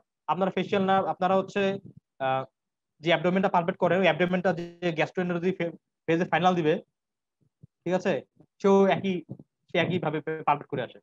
আপনি যে হচ্ছে নিউটন গুলো দেখেন, যে গ্যাস্ট্রো যে মেডিসিন ফাইনাল দেয়, সেই একইভাবে নিউটন গুলো দেখে আসে। শর্ট কেস গুলো ভালো মতো করে দেখেন, সাদা কি পড়ায় তাদেরকে জিজ্ঞেস করেন, ক্রস কোশ্চিন করেন, লং কেস গুলো সম্পর্কে আইডিয়া রাখেন, ভালো ভালো কি কি লং কেস করতে হয় রিভিশন থেকে পড়েন। এই যে এই পড়বেন, সময় দেন, ওয়ার্ডে সময় দিলেও আলহামদুলিল্লাহ, এই তো এই পড়তে থাকেন। ভাই আপনাকে অসংখ্য ধন্যবাদ মেরিবির পক্ষ থেকে। আমরা আশা করব আপনার সাথে আমাদের পথ চলাটা এখানেই শেষ নয়, এবং যারা এতক্ষণ আমাদের সাথে ছিলেন, কমেন্ট সেকশনে কমেন্ট করেছেন, তাদেরকেও ধন্যবাদ। এবং সবাই শেষ পর্যন্ত ভালো থাকবেন, করোনাতে নিরাপদে থাকবেন, এবং বাসার সবাইকে নিয়ে সুস্থ থাকবেন। ভাই আপনাকে আবারও ধন্যবাদ জানাচ্ছি। আমরা আজকে আমাদের ক্যারিয়ার ডাটাটা এখানেই শেষ করছি। ধন্যবাদ ভাইয়া।